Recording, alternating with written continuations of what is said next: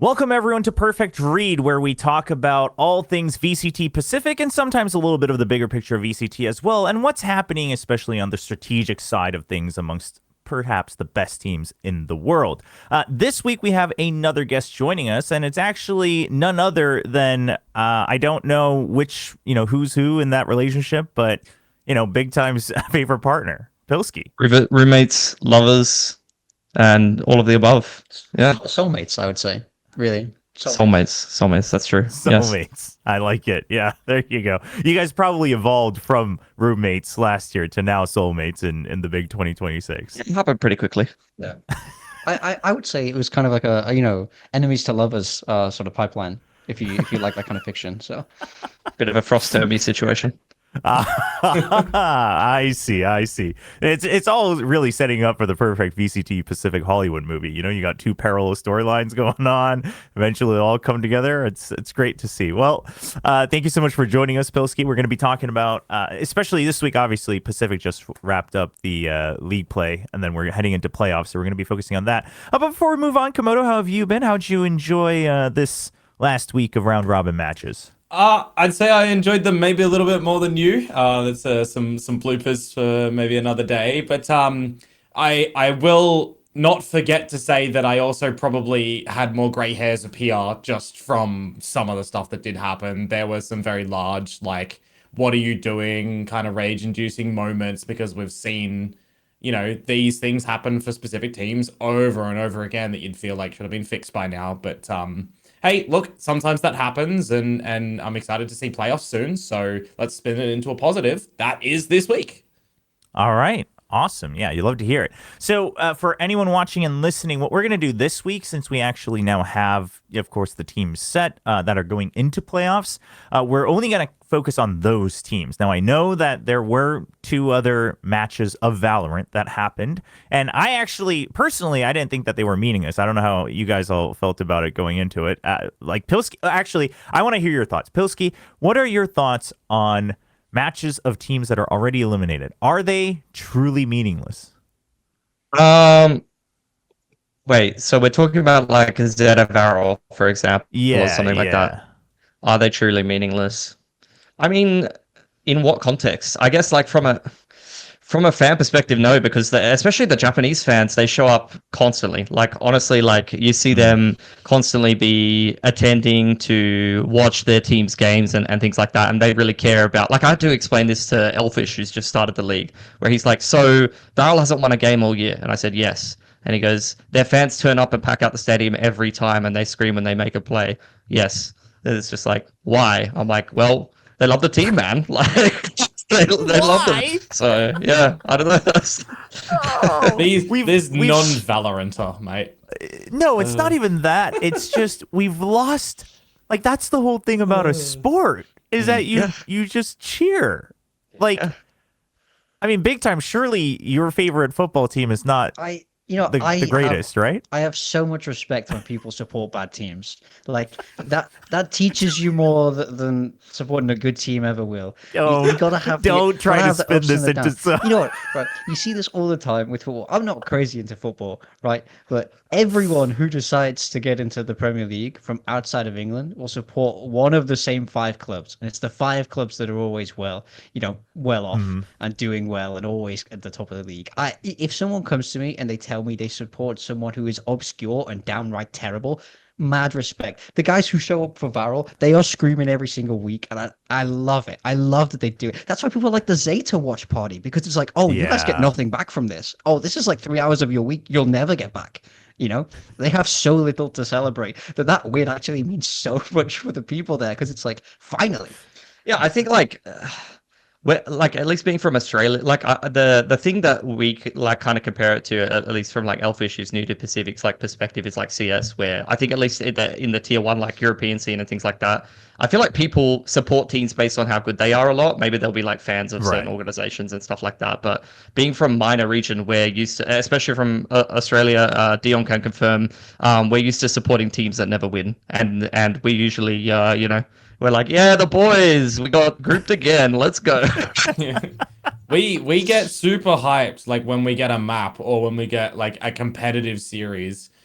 even if we don't get a win, if we see good things, we always get like a bit more confidence, a lot of hype, because the next time we expect, maybe a little bit more. We hope for a little bit more. And there's definitely other regions that are in the same kind of boat, even within Pacific, right? We see this from India as a minor region, for example, South Asia. We see this from the Philippines. So it's like you've got teams that might be teams that are never getting wins, but you can see the vision, you can see the hope, and when they do get a win, because it finally happened for Team Secret, for example, how good does that feel for the long-time supporters? Like there is still it's also no the stage bad experience. game. I think Yes. the stage experience is super important for a lot of these teams. I think it makes a big difference, especially Secret. I think Secret's a perfect example where like they only just got the roster they actually wanted towards the end of the season when they're already in a dire position. So it's good to get some of these players some stage experience. You only have so many games to play in a league like Pacific, so these games do matter. And I think that if people aren't interested in them for the reasons that are totally valid, by the way, then fine. That's just their take. You're not forced to watch this stuff. True. Yeah. No, I just wanted to touch on that because I agree with you that obviously if you don't want to watch it, no one's forcing you to, like that's fine. But also to then deem it objectively meaningless, I think is where it's gone too far, right? Because it means something. Well, it definitely means something to the 5 people playing, right, on each team, and then people would never speak in hyperbole in Valorant. That doesn't happen. Yeah, that's true. Yeah, no, I'm making things up in my mind. I'm just dreaming the worst nightmare I can about Valorant. You kind of lived it to a degree when you were following RRQ for the longest time as well, right? Like the hope and the hope and the hope that they'll get to a playoffs, to an international. To be fair, when I was still like cheering for RRQ, I guess they were actually like always literally that one map away from making playoffs. So they also always had stakes, but for instance, like it's a similar thing in Korea. The whole fan base was on the news for a while because the hometown I grew up in Korea when I was a kid, their baseball team for the longest time was like the worst, just the worst. But they also were the happiest fan base. Like they weren't swearing at their players, they're not yelling at them. They're like always turning up for their games. They're all cheering. It's a family picnic. And so like the news went out and interviewed them. They were like, why do you still cheer for this team? Like you guys always lose. And they're like, well, it's an experience now. Like we come out, we have a good time. We're cheering for our team. So it was good to see that there were, especially I think it helped that it was like the Japanese teams, like you mentioned, because we know that they have those fan bases where it's like you're still putting everything on the line and you're still trying for that, the one win, to give it back to the fans and things like that. So that was good to see. Go ahead. For me, it's like it's so easy to support PRX. People like to pretend it's stressful to support PRX. No, it isn't. They're always going to be there. They're always going to keep nearly winning. Like supporting PRX is easy because they're always good. Supporting Team Secret, that's not easy. Supporting Valorant, that's not easy. So I'll always kind of have respect for this. No, that's true. Those games are great for player development as well. Like I'm used to coaching teams that don't win a lot. So like just being able to actually go out there and win some games, or not even win some games, just play on the stage, get that experience. Like maybe some of those players will end up like being part of a Japanese super team in the future. You don't know. And all of the experience and the games that they played at this point all contribute to, their future careers. So absolutely. So they do matter, but right now, we're talking about, things, strategy and meta development, et cetera, moving forward. So we're going to be focusing on those teams. We will return to talk about the teams that got eliminated eventually and kind of have a little retrospective about them once the entire stage is over, but we'll save that for after playoffs. So skipping over those matches, let's kind of go down the line. Let's talk about each match that happened this weekend. And by doing so, we'll focus on those teams, where they ended up in the seeding, and kind of what we saw from them, what we expect moving forward. So skipping the first 2 matches, that brings us to Nongshim versus GE. Now, I think even on this show right now, we're kind of split. Actually, who here was predicting GE? It was me? Me. Okay. Oh, so everyone but Pilski was actually predicting GE.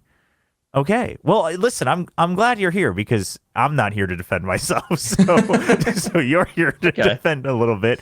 Obviously, for those who missed it, Nongshim lost 1-2. So GE won 2-1. Big win, by the way, because this helps. Whichever team won would have been in third seed. Whichever team lost goes to the lower bracket and fourth seed.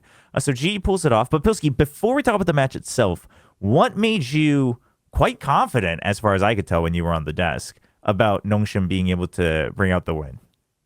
So, first of all, on a desk, it is important to play devil's advocate and promote discussion. But those are my real opinions. Maybe they would be presented more forcefully or confidently than I actually believe them.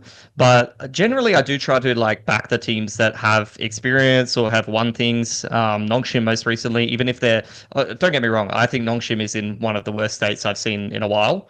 Right now, but they're still a team that won champions. They still have some fantastic players on an individual basis, and that's more than good enough to beat GE. And we even saw that. I think Nongshim were playing like their B or their C game, and they still almost won that series. So I think that says a lot about Nongshim. If you just got a little bit more output out of them, or maybe they figure something small out, they would have actually been able to win that series. But unfortunately, just didn't have enough in the tank. Lost in OT on Haven there. Yeah. It did go down to the wire. Now, let's talk about the match then a little bit. Komodo, overall quality of the game. Where are you rating this match? Because, you look at the score and you're like, damn, this must have been a friggin' banger. Starts kind of one-sided, but then 13-11, 14-12 overtime. What's going on here? So I'll start at the end and I'll work my way backwards, because I made a tweet after this and it was straight away just how many crash out moments that GE gave the fans this series. It also is echoed for Nongshim Red Force in this one as well, right? Because we saw some kind of atrocious situations happen. Now, call it LAN audio at some times, call it misreads. There were a lot of problem moments, right? Autumn getting the 1 versus 3 and Ivy just not either hearing that he's on the defuse, or maybe it's a missed call that they didn't know it was halved first. However, that one comes out. I started the beginning of that series and I literally questioned in the very beginning, why are we going to Breeze? Why is Nongshim picking Breeze? Are we just wanting more reps on it with the map that, you're wanting to continue on, knowing potentially that, a bind is going away, a sense coming back in, you want another map that you're potentially looking to make a little bit stronger in a out of the pool composition with the quad wall as well. I don't know, it was a very, very rage-inducing series in a lot of the moments that didn't give me massive confidence in the teams overall, but it gave me moments in isolation of really good confidence. I think that's one way that I will kind of phrase it, where we've got lots of individuals making good decisions in the map, lots of team play decisions really good in these maps as well. So the macro and the micro at moments were great. We saw the best and the worst of both of these teams. So I'm kind of on the fence to really decide, how do I feel about these teams going into playoffs? Because if I extrapolate the greatness from them, they can do damage in playoffs. But if we look at the bad things in those series, they're going to bomb out. Yeah, I mean, I wasn't that surprised. I don't know about you. I wasn't that surprised by the Breeze pick just because Nongshim's won it multiple times. Let's not pretend that the wins were over necessarily great performing teams. But also GE hadn't played it for ages, and they played a very similar comp and style, and then Nongshim had to pick GE were able to pick defense and then run into Nongshim's attack. The thing that I was more surprised about is that Nongshim just didn't do anything differently at all from the other times they were playing Breeze. And GE is like I said on the desk, GE is that team that they've got 14 coaches. They've got 14 coaches. You think they haven't watched your VODs and they're not going to come up with a way to stop that? What are we doing, boys? I agree. I think that Breeze map is full credit to GE. I think they came in there with a clear game plan, and Nongshim didn't adapt to it. But that's what happens if you can't adapt and you get out schemed, which that to me was. So after that first map, I was sky high on confidence for GE. I was like, yes, it's clicked, it's working. The coaching staff are up together. And then map 2 and 3, I lost a little bit of confidence, I would say. I think I've left this series with more questions than I have answers, to be honest. If anything, I had GE winning this series, and I had them winning confidently. So the fact it even went that close has me doubting a little bit more on GE now, because I think their ideas are really good, but it's just I feel like they're lacking that little bit of experience against the bigger names, and I think that's why Nongshim were able to get themselves back into the game a little bit. To be honest. So I don't even know what to make of this series, man. The whole thing was insane back and forth. Like I couldn't even understand it half the time.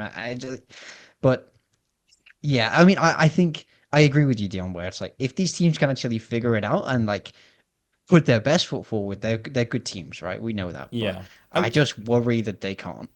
I mean, I've got like a note that I wanted to kind of post, and hopefully we'll get to see later down the track, because we know GE does like match comms, right?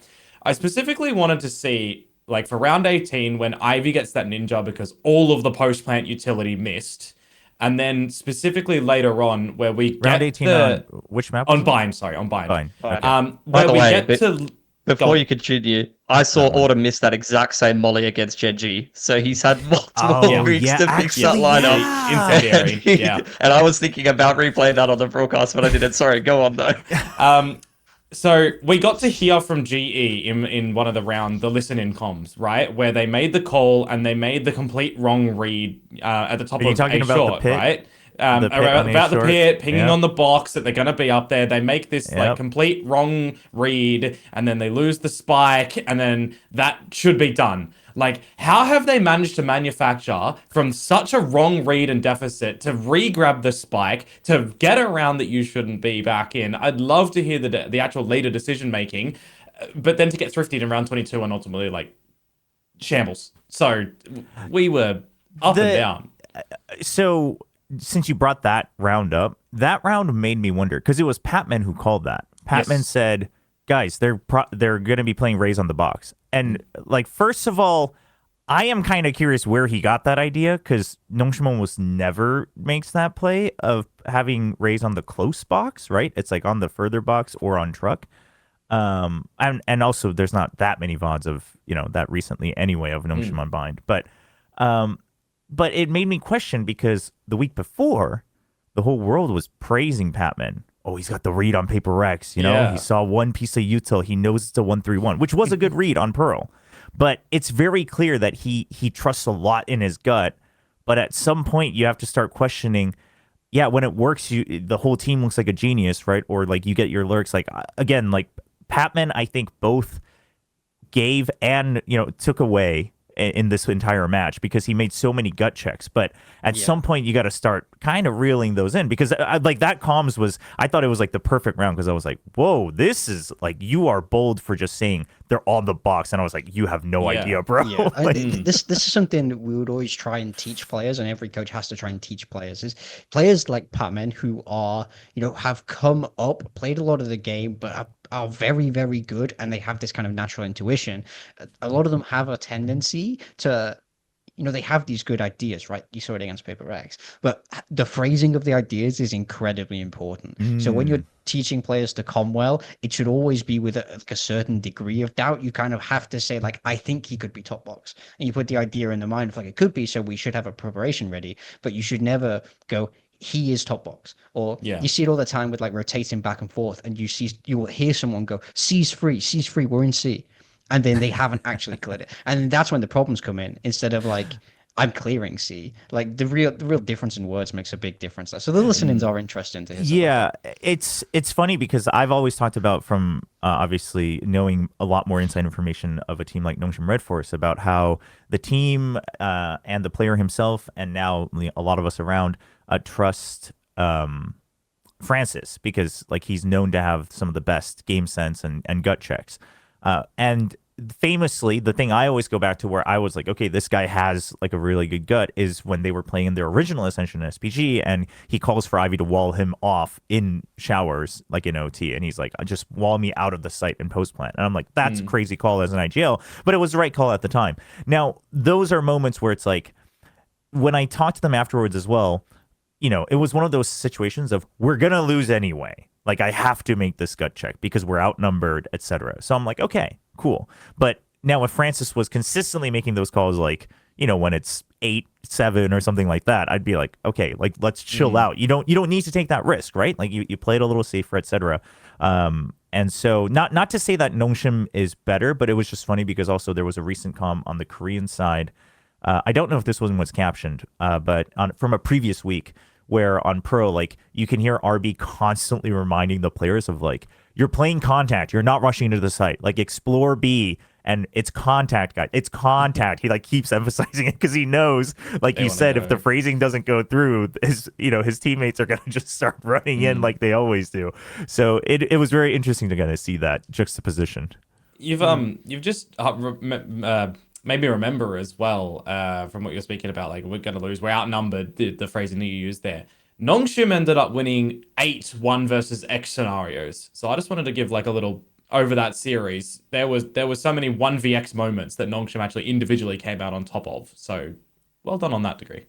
Well, yeah, it was a messy series. Lost, but... I think in terms of player comps, though, like it's different for every team, and it's down to the individuals and the personnel that you have. I think like one of the examples we were looking at EMEA, and I was looking at Vitality, and I was like, Sayonara's dead, but this guy's like micromanaging everyone on the team. I'm like, but he's like the least experienced player on the team. There's just like some teams where I feel like some people have more like ability to communicate, or they have more trust to communicate like for the rest of the team, and I think it depends on the team and the systems and the personnel that you have, because to me, objectively, that was kind of crazy. But obviously Vitality has good enough players and good enough coaching staff to be like, okay, well, this works for us, and even in like CS, for example, there's been examples of teams where like IGLs who are dead will like micromanage a post plan or something like that. But I've been in teams as well, or like coach teams where it's like, bro, you're dead, shut up. Like I'm trying to play the game, so it really depends. Yeah, no, for sure. You have different styles, and also, if you play for like a long time, you might have your own chemistry and things like that. So obviously we don't know the whole story, but I want to kind of bring this back to, okay, I think we've touched on a lot of it, but I want to hone in a little bit more on the negatives first, and then I want to talk about the positives, because we've all mentioned that there were positives. I questioned that on the Nongshim side, but we did see overall positives for the teams both. But let's talk about the negatives then. So GE, a lot of the things we've mentioned, I think BigTime you mentioned in passing throughout this discussion of like, maybe you chalk it up to the lack of experience, right? Especially in comparison. Yeah. Do you think that's still just really the biggest thing, like without knowing obviously all the inside info, that it's just these guys are losing it a little bit? That's what it feels like to me, because you look at against all three of kind of the games they've lost in this group stage, right? PRX, KRX, and then they didn't lose against Nongshim, but it was very, very close, right? So in all three of those series, there's really big names on the other side that are pressuring you, that are forcing you to make these tough decisions all the time. And I feel like if you're not super confident in who you are as a player and your team and your game plan, you're going to crumble more easily than those people on the other side. Because I think you could speak to Frost, and Frost will almost certainly tell you in map 2 and 3 they didn't execute the game plan. Because it doesn't look like it was a prep problem. It doesn't look like it was a comp problem in my mind. It looks like when the rounds start to break down, they're kind of losing sight of it. And then that's when people feel like, it goes one of two ways, where people either feel like they have to be the hero in that moment and they kind of move forward a lot more, or people freeze and they don't want to make mistakes. It's like real like fight or flight. And you see it in some of these rounds. And that's what causes a lot of these mistakes, because one person goes in a fight mode and they start walking forward, one person freezes and then they don't walk forward, and then there's no trade, and then there's a gap, and it's like these little breakdowns where I think they just sort of don't have enough experience beating very good teams to know that they can beat the very good teams. Like that's PRX's biggest advantage, is that they've been there and done it 1,000 times, and they truly don't care who they play because they know that they're better than you. So they're always relaxed in the game. Where I feel like GE was stressed as hell in that game. We spoke to Javi, right? Javi came on the desk after the game. He sat down on the couch, showed us his hands. His hands were shaking because of like how intense the match was for him. And that to me, it will get better over time. The more games you play, the closer you play these games, the bigger opponents you manage to beat will get better over time. But in Valorant, we don't have time. So I think if they get like a clean win over a very big opponent, that would be huge for this team into knowing they can do it. But I do think they don't quite have that yet. I think that shakiness and coordination and everything is really exemplified in round number 16. And I wrote this one down as well for Nongshim specifically, but for GE, right? It's the round that, albeit GE having the pistols on the eco after losing the bonus round, it was a 2 versus 5 for Nongshim. GE had so much utility to go in for the retake together, and it just looked like, as I was like microing on the cameras and stuff and what utility they were setting up for, it wasn't coordinated together. It looked like no one was talking to facilitate that retake properly. Like the utility was not together to go in for that. And yes, Nongshim hit some great shots in that as well. But a 2 versus 5, man, like Yeah, I mean, I think people talk a lot about these kind of scenarios, right? And especially when I was coaching, my team would lose. I remember Stacks 1v4'd us, bro. And you get loads of people being like, how are you losing a 1v4 to Stacks? And the thing is, it's like people always say this, and it's like, do you think coaches don't know this? Like, do you think a coach can just say to the team, "Oh, guys, maybe we should play together in this 5 versus 2," and they go, "Wow, this is genius level insight. Let's play together in the 5v2." Like, if it was so easy, everyone would do it all the time. But you don't see it. You see teams lose rounds like this because of the intensity of the game, because of those like little moments and like really fast decisions that you have to make under immense pressure. So it's like it's actually a really complex problem for teams to solve, because I bet you in scrims when there's no pressure, they win those rounds 1,000 times out of 1,000 times, right? So it becomes really hard to correct as a coach, because you're like, well, we know we have the answers here. We have setups we can fall into, but someone sees something different in the game. And that's what, for me, player experience is just paramount. So you're right. They lose that kind of rounds. I think, it's the same with Nongshim on the flip side as well. I think they're feeling the pressure a lot more than they were in Kickoff and Santiago, because they have more pressure now because they've won a trophy in a way. I feel like, and they know things are going wrong for them. And I think you start to see the worst side of the players come out in games like this because they don't want to lose to global esports. I think on the GE side, I just want to kind of wrap this up with a reminder also that not only is it like a lack of experience per se, but also like they, didn't play as a team before, right? It's a new core. Obviously, some of them have played like in pockets before, but they're not retaining a core from last year onto this year. So sure, we're now getting to that point of like, if you want to win within the year, you have to pull it together. But it also isn't too shocking if comms do break down one way or another, whether it's because it's too quiet or too noisy, because you still haven't figured out that chemistry. So I think that's understandable. It's funny you say that you think Nongshim is also feeling the pressure a lot, because obviously there is. I'm sure there is, of like, shoot, we're like the winners. We're supposed to be winning and we're not. But to me, it almost felt like they were just playing too loose. As in, like, we know we're going to win. Like, because that's what we were doing in the beginning of the year of, let's just go and take this fight. Like, we've always won these fights. We've always won these trades. And then now that you're actually getting shut down, like, now that you're actually being read, whereas before your pacing was ahead of the enemy, now you're behind. And they're like, well, why isn't this working? Well, let's go again. I will that was the thing on Breeze of, like, I agree with you of, I'm fine with you picking it, but how in the world, knowing that not only do they have 4 coaches, but Frost has beaten you every time, literally by just saying, "Oh, this is what they do. Here's the comp, Premi, like go take it away." How have you not prepped other defaults, right? Like that's the thing of like, oh, you just thought you were gonna win. Like that's what I felt. Yeah. Yeah, I think GE's greatest strength is also their greatest weakness, which is it's incredibly, as you said, it's an incredibly complicated team with many moving parts. They've got so many coaches. They've got all of these people of different nationalities, all in the same team. Yeah. They change their comps all the time. I'm a big advocate of keeping things simple. And unfortunately for Nongshim, that might be a little bit too much simplicity in this case of just kind of doing the same thing again.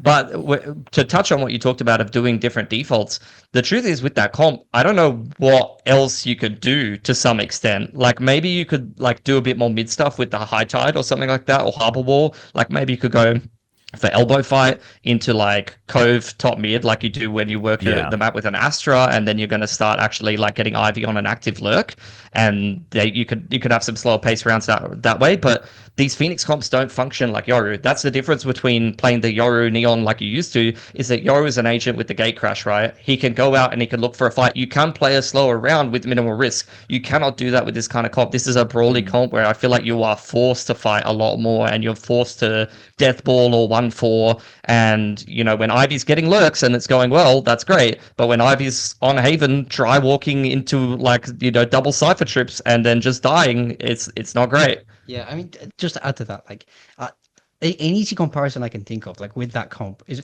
in American football, you want to establish the run game. Everyone talks about this in American football. It's very obvious where it's like you have to establish the run. You have to show your opponent we can run the ball on you, and that opens up the ability to pass the ball on them, right? A more relevant example is like when the macro of Lotus is you have to show you can win the A lobby fight. And with this comp, you have to show we can beat you on A if we want to beat you on A. And that brings the people of the way, and then the rest of the map can open up for you. But when Global Esports showed time and time again, oh no, we're not giving you A. You can't get onto a site. Then they go, oh no, because they don't even have to invest that much into stopping you. And now you try and explore the other areas of the map, and the other areas of the map are strong. And then you could just, it felt to me like Nongshim have never been stopped on A before in their lives. I feel like the whole time they've been playing this comp, they've been able to walk in that site again and again and again, and now they can't. They're like, oh wait, what happens now? So I don't know if they would have. Because who? Oh, gone. Who was it that we were listening to? It was Stacks. Stacks was saying like, bro, Nongshim Red Force in scrims, like they're rolling everyone, or like they're rolling us, or like our scrims suck, you know. So I feel like maybe in practice things are going very well for them, and they're having success with this. But then GE's prepped them very well. Sorry to interrupt you, Dion. What were you going for? No, you're good. I was gonna say if I don't know if Nongshim would even see this specific part right now, but for anyone out there that is looking at this comp. One of the strengths about meta comps for everybody playing the same comp is you get to see the same comp played differently by different teams. When you're picking an outlier comp like Nongshim are, they essentially have to develop everything themselves, right? Something that I've seen really good from another team running this comp is Tech in China. Even though they lost the other day against XLG, they had some really nice defaults and really nice plays to come out on the defensive side, for example, as well, with Dynamite on the Phoenix. So if they wanted a little bit more out-of-the-box thinking for something that they've not even theorized, for example, Tech had some pretty neat stuff with this composition over in CN. Sure. So there's one thing as well. And just one more little bit, the last thing I want to say about the GE Nongshim game, because it triggered my memory as well, Will, when you saying that Nongshim are going in for these fights and everything. Sometimes that's really good, and you want to know why? Because Crystal still gets caught with utility in possession, and that is free challenges for Nongshim. No, hold on. No, I'm going to stop you right there, though, because I hate it if whenever people say that tongue-in-cheek of, like, sometimes it's good. It's not a good thing if it's because your opponent is bad. Right? Sure. Like that's my take. Is that the reason I am not giving Nongshim much credit in this match is because I think GE. And with this, I want to go to the positives. I think GE's positives were that the reads were good based on everything we've seen from Nongshim before. Like especially Javi on Breeze specifically, but I would say overall, like the pre-barrier calls that I think Javi had, kind of knowing Nongshim's tendencies and also the prep they did as a team of like, hey, like this is Nongshim's kind of go-to play, so this is how we stop it, this is our setup. That was all very good, and so that is like, I'll give credit, right? But Nongshim winning 2v5s, right, or even GE sometimes, like, you know, Patman getting kills because Ivy's mouse just isn't working that day, like nonstop in places he shouldn't be getting kills. And he Yeah. He was on my fantasy team as well. I was, oh my god, dude. I was, bro. They went on to Chamber and Ivy picked. They went on to Haven. Ivy picked Chamber. I was like, I'm about to clean up. Boys. They were defense first. He went 1-12 on defense. I've never seen a Chamber go 1-12 on defense. I'm not gonna lie. I think I could buy Judge every round. I might get to. Throw me in the server. Can't believe you had 3 days in a row on your build diff roster. Just bottom. Like, man. I am terrible. That's brutal, man. But like, I don't know. I think like the way I feel about this series, genuinely, and I might get in trouble for saying this, is that I felt like Nongshim played one of the worst series I've seen from them in a while, and GE still really struggled to beat them. Even though Harvey and Patman had some life games even on Haven, they were both playing really good. So, like, that makes me have zero confidence in either of them. Unless Nongshim recovers their form or GE, like, continues to have these really good reads and the players can get around it, then I don't know how well either of them are going to perform in playoffs, if I'm honest. Since you posed it that way, I want to ask, so then if you had to choose, who would you be willing to put more hope into? AKA, a different way to phrase this would be, which team do you think is closer to unlocking that, you know, the rest of that doubt, or erasing it, I guess? Nongshim. It's why I predicted for them. It's exactly why I predicted for them. Because so bad. they've already won And GE has just made playoffs for the first time as an org. That's why.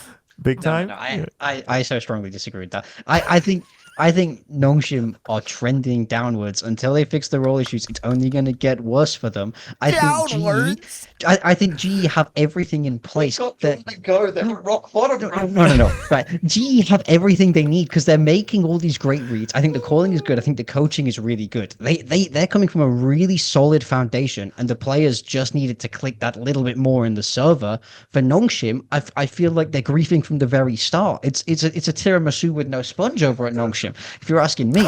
Or it's like guys, we're hitting 12 runs in a row. We're playing these weird comps. People are on the bad rolls. I think they have much more of an uphill battle right now than GE do. I think GE struggles are with the players inside the server, and I think that's fixable. They just need to find a little bit of spark and a little bit of magic. I think Nongshim players still have magic in the server. They're still incredibly talented players, but things are just going wrong everywhere else because I just don't like the direction of the team. Bro, look at the group stages of these two teams, please. Like, Nongshim came off the back of a Masters, lost very, very narrowly to good teams. When Danby was on the Neon. That's but they could always go back to that, right? I want to carry that because I think that these two teams are in two different phases right now, where GE are solving a new roster currently to figure out how 5 players are going to fully be playing together. Nongshim are not doing that. They're the same players. They're figuring out role issues due to different metas evolving and metas changing. They're in two different phases at the moment that need two different kind of attention circles on them to figure out how to fix that.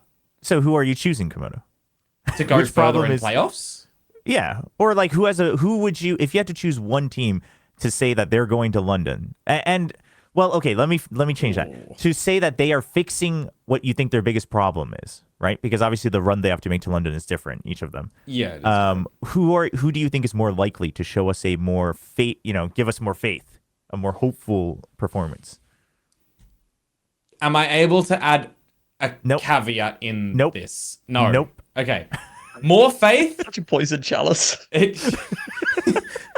I'm damned if I do, I'm damned if I don't with this. Drink the wine, they're both poison, bro. They are both poison.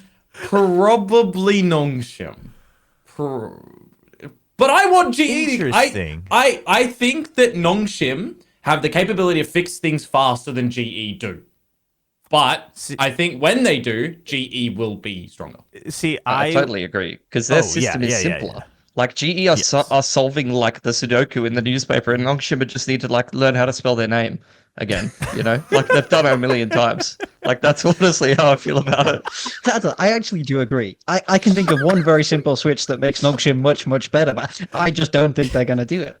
Sure. Right. So you're in that realm of Neon, by the way. Yeah, you don't think the solution is ever coming, but yeah, I would agree that. GE, maybe the route they're on, the ceiling might be higher, but in terms of Nongshim, it's even something as simple as, let's say, even if they were just like, if they just drilled their, like post plan trades better, like that alone would maybe even give them a chance of actually making a run. It won't be clean, but you know what I mean, because all the games have been close. Whereas GE is like, GE, I think, is one where it's so hard to gauge how easy or hard that is to improve from outside, right? Because we're talking about things like comms and is it experience, is it chemistry? Like we don't know where it's coming from, and they might know the solution and still not be able to work it out until time happens, and it's a very convoluted solution. So it's a tough situation for GE, but I think we all agree that there was definitely no doubt about like the prep side, the draft, the comps, the way they were, playing their roles. They all understood the condition. Yeah, for GE. The players all understood the condition. They just let things get out of hand a little bit throughout the game. It's the same thing with every Frost team though, isn't it? Like they go against KRX and they change a couple of things and then GE's just like, oh no, they're playing a different comp and they just lose, But it's like Nongshim are doing exactly what we think they're going to do. We have a good game plan against it. We absolutely cook them, And that's just a Frost team. but he's always Yeah. made the teams better than the sum of their parts. The problem with this team though is I actually think the roster on paper is pretty good. So he doesn't really. I feel like there's less of an excuse to be like, okay, we don't have the best roster possible, so maybe we don't deserve to like go to an international, or we're like really trying to make something work. Whereas this is actually like, okay, all of these players are pretty good. Well, we'll see. We'll see what they're able to do. So overall, I think basically the conclusion is GE strategy-wise, we like what we're seeing. They're just not able to do it cleanly in almost, whenever they're fighting tougher teams. And then Nongshim, Yeah.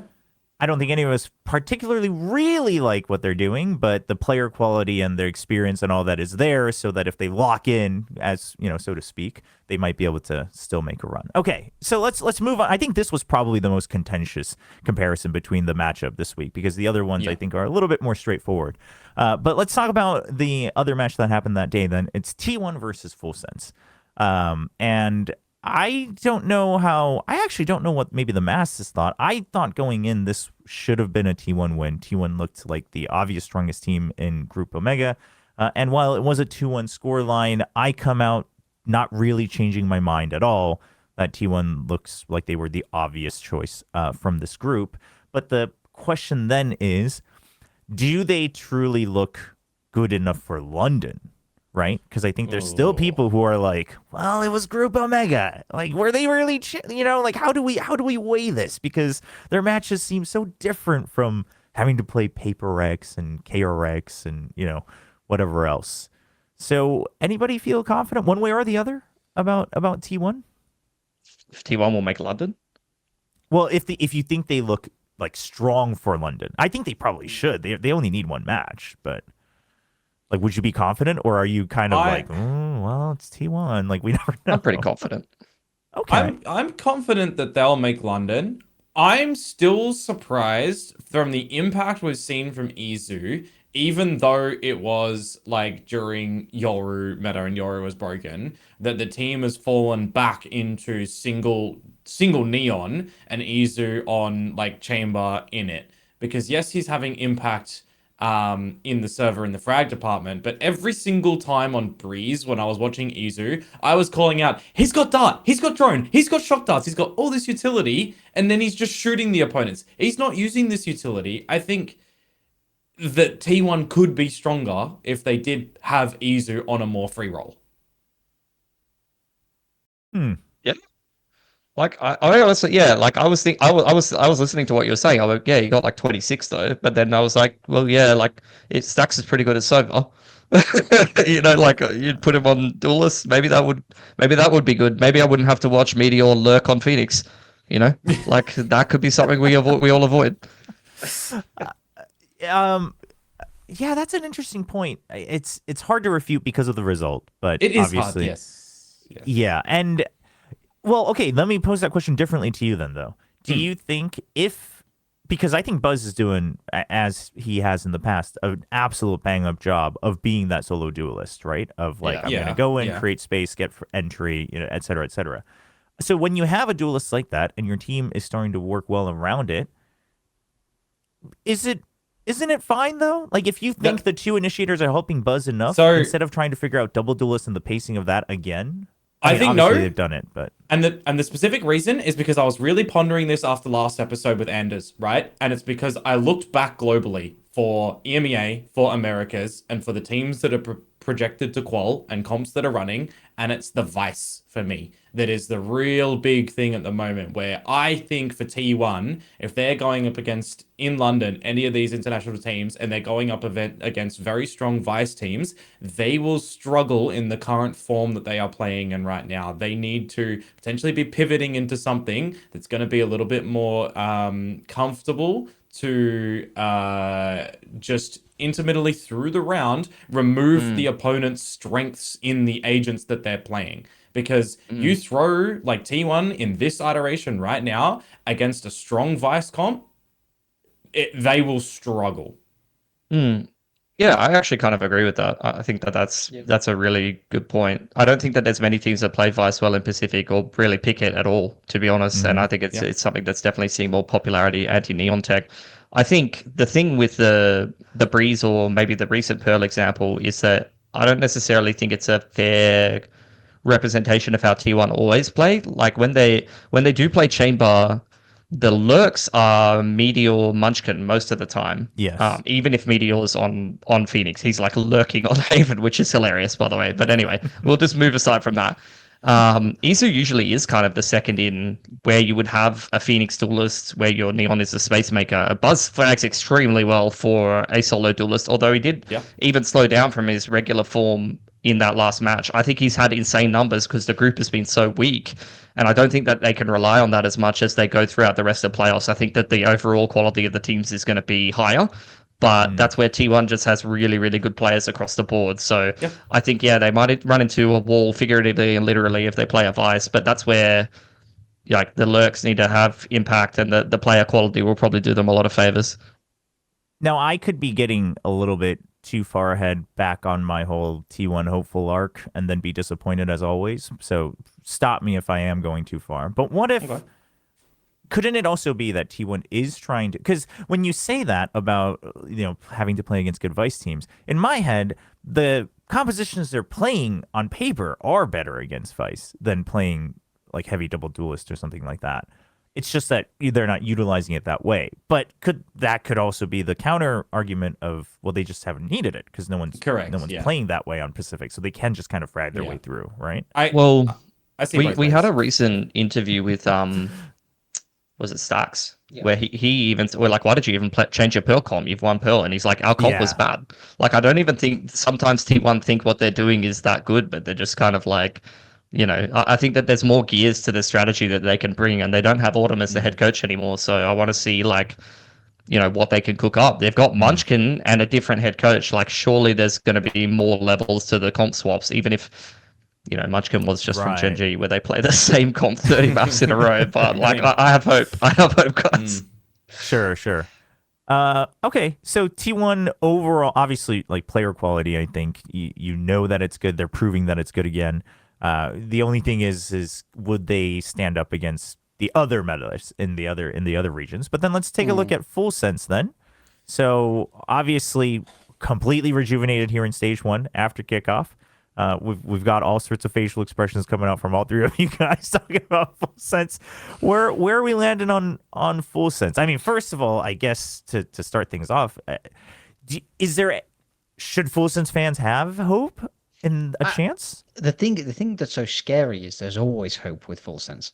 They are too good. Like, Primi is far too good for it to... He almost just set a record again. Exactly. Is Primi too good or Full Sense too good, though, here, Morgan? I think they're one and the same. I don't think you can separate them. My point is that, like, they will always have potential to just explode and beat everybody in the world. I really firmly believe that. But I also feel like it's two sides of the same coin, where they also have this insane ability to massively crumble up into a tiny little ball. And it does sometimes feel like a little bit of a coin flip. I mean, for me, that game went exactly how I thought it would go. Where T1 are just a stronger, more well-rounded, more consistent team.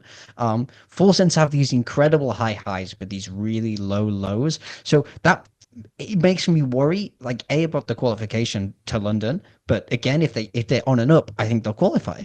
But equally, I would be much more worried for them at London, where then they could play against some group stage Chinese team and just hardcore crumble. Like, I could for sure see something like that happening, where that's the problem. Is in the same breath, I could say Full Sense are going to win London. Primi is the greatest to ever touch this game, or I could say, oh no, they're bombing out of playoffs. And that's where I sit with Full Sense, where I just really don't know. I don't understand. I think it's hard to. They're like the team that consistently gives me a headache. But when I look at it objectively based on the group stage, Primi is an S tier duelist. Yep. Kahlua is one of the best Eniots. But is Jip Boys actually good at Neon? And is Leviathan actually a great player? Like, you know, you know what I mean? Like, he is very sharp. Mechanically, he's phenomenal. We've watched him in tier 2 for so long, but like his numbers overall on the various roles, like compared to other people that are some of the best players in Pacific, it's not the same. And then you've got Cruz, who's a great IGL, but mechanically although he's actually had some pretty good rounds lately, he's not going to put up numbers for you. So for me, it's like, okay, you've got two really good players. And then you've got two players where it's like, I don't know if Chipboy is actually going to be good at Neon, and Leviathan is very inconsistent, and overall, like, numbers probably lower than some of the other players in his role. And then you've got a good caller. Like, is that the same quality that the best teams in Pacific are putting together at top 3 material? I'm not sure it is, unless, like, those players actually hit their high highs. We get that insane series from Leviathan where he popped the hell off. And if Jit Boys is like consistently putting up numbers on Neon, then yes, they're an elite team. But if that's not the case, then no, they're just kind of a, you know, 5th, 6th team in Pacific, which is where they finish. Yeah. Yeah. So I wanna jump in here because I was actually very disappointed with Full Sense in this game. The reason being is they picked Pearl, and they see a new comp on T1 side where any preparation that they had was thrown out of the water, and they were faltering to have any other decisions around the whole map. Primi is getting some engagements. Primi is getting some shots, and the layering I would there. disagree. You disagree? Okay. I disagree because... Oh, you can finish your thought. We'll come back to that. They go into a bind where the expectations of they know what T1 are doing. They've seen it before. That was good. Breeze for me was like, honestly, I thought Breeze could go either way in the first half, to be honest with you. And then when T1 started on attack, then I kind of thought, okay, Izu's just, you know, finding the timing, finding the shooting. It is looking good. Like, Buzz is making space and it's working. So I thought at halftime it could have gone either way. But coming back to it at the end, I was like re-looking back at it and thinking about Full Sense, and I'm like, actually kind of a bit disappointed in them for how it was overall. So the thing is on Pearl, I didn't write down like the round numbers, but honestly, you could probably pick like 3 or 4 rounds and you'd get at least 1, if not 2. So maybe almost every other round. I thought that Cruz still had the right reads about Munchkin and T1. If you look at the reaction initially mid-round, the initial choice is good. And the even better part is it seems like everyone's on board with that choice. Like, for instance, if it's like, hey, let's rotate back, like this is a fake, you're seeing multiple people rotate back to A. The fall off is the execution afterwards. There is no like reset, right? It's like, hey, they're going back to A, and then they're all just marching into A, and then they just keep marching into A one by one of like, I'm gonna take this fight because I know they're coming, or or we were a little bit later than I thought, so now we go into heroics, and then it just starts to fall apart. So to me, Pearl very specifically, I mean, would they have won the map? Probably not, right? But it should, because it was a 13-5. I think it should have been way closer, but this was very specifically the part where it's like Cruz can only micromanage so much. But it was almost unfortunate because I thought the reads were good and he didn't even have any like complete rogue agents. But it was just it was just once you make the command, you can't tell everyone like, hey, go here, pause for 2 seconds, you wait for this, hold this. You know what I mean? Like at that point, the players have to know how to hold angles for each other, etc. And it's falling apart there. Also, that was specifically the map. I think I agree, Pilski, about Leviathan, where it was like, bro, the Cypher is just it's not doing much here. Well, right? That's part of down to the comp change, isn't it? Like you're playing against Teo Sova, like, and your Cypher. It's just like, well, I guess I'm just cooked this game. Like none of my setups. Like you got to put the most like passive trips, which to be fair, they did in the previous games anyway, and it did quite well for them. Like they had like backside A trips. I haven't seen any other teams really using that in Pacific and things like that. I like a lot of full census setups, but I think the T1 like outplayed them on an individual level. Like even like you talk about Meteor and Munchkin lurking. Like what about that stacks round in A main where he just dry walks on Sova and kills like 2 people when they're trying to run their default because he's just like, I know the pacing that they're coming into A, and like you're never going to be ready for someone peeking someone like peeking out A main here. Like those are the kind of things that make T1 dangerous. And that's something for me as well, where we've heard in interviews from Cruz before as well, right? That he knows his time is coming to an end soon. He's trying to train up the team. He's trying to find his substitute, his replacement rather, which is looking to be Sephiroth, right? We've essentially heard this pick up into the substitution, going to groom him for an IGL and everything. For me, that cannot happen until somebody else on this roster is going to have that kind of awareness wake-up call as a pseudo leader, pseudo IGL, information broker, figuring out like what is happening in timings, exactly like you've just highlighted from Stacks there. Because whilst you've got calls from someone else on T1, you know, Stacks has that brain to be able to figure it out. I'm kind of looking at Full Sense to also be like, well, when Cruz goes, if he's currently the glue holding the team together informationally, someone else has to kind of step up. I want to calm down on that point just because I feel like that's like down the road. I mean, I know he's kept hinting at it to be this year, but I want to kind of focus on like right now, right? Like how are they looking at what are they doing right now? Did you I really think that I really think that Full Sense has the exact same issues as a team than when Cruz wasn't on the roster. I generally feel like that. Like I think that my whole narrative was like for Full Sense was like Cruz is going to be back and we're not going to choke, we're not going to fall apart, we're not going to have these mental crumble games. But I think that it's a communication and player decision making problem that takes time to kind of fix and develop over time. I don't think that he can just micromanage all of them. It's not possible. Like the calling has improved and maybe they can figure things out tactically more fast because he's talking all the time. But the mental crumble and mental block issues are not something that Cruz fixes just by joining the roster. Yeah. Mm-hmm. Yeah, that's fair. I mean, I do question though if Izu didn't pop off on Breeze like that. I think things could have been a little different. It was to the point where in one of the replays, Izu tells the rest of T1, he's like, I told you I'm going to win it for you guys. Like, I'm going to carry you. Like, he straight up says that because very clearly, obviously, the team did not feel confident that they were going to win the way the rest of them were playing some of those rounds. So a lot of it was in the middle of the rounds, though, as well, right? It wasn't at the very beginning where he's just done like something in the first 30 seconds, 20 seconds, and the round is won. He's like adjusted in the mid rounds. There's been a good call on T1. He's put himself in the right position to be able to destroy. So that's where, like, again, it kind of adds a little bit more strength to T1 at the moment with Izu in those parts. It's also kind of a casualty of Full Sense, not actually, as Pilski's saying, making good decisions here. Maybe we should not be confident in T1 because, like, from all sources, you're telling me Izu's telling the boys, I'm going to carry the team. Every time we interview Stacks, he's like, we're losing every scrim. Our comp is bad, even though we've won like 4 games in a row. We're playing at like 70% of our level. All signs point to T1 think they are bad at Valorant, and they haven't lost a game in Pacific. So I don't know where those two things meet, but that's the conclusion I'm coming to. Let's remember this when we predict our teams to go to London later, right? Yeah, I mean, it's just with that being said, I see what you mean. Where it's like, like the pre-2008 mortgage crisis when everyone was like, nothing can go wrong, houses are so safe, and everyone's like, T1 are so good, it's always going to be fine. Yes, we can do 0% mortgages, and then it just takes one person to look inside it and go, oh no, the world's going to end. And it does kind of feel like they're giving us these clues of like, guys, is the world going to end? Oh, you're still a stroller in 2008. What do you know about a pre-mortgage crisis here? It is crazy. Hey, this guy's a homeowner, so yeah. We're agreeing it. It's fine. Dude, we're getting lessons about friggin' pre-2008 mortgages from a Zoomer plus American football from a British man. This is an insane episode, by the way. And I've always said BigTime is a fraud, so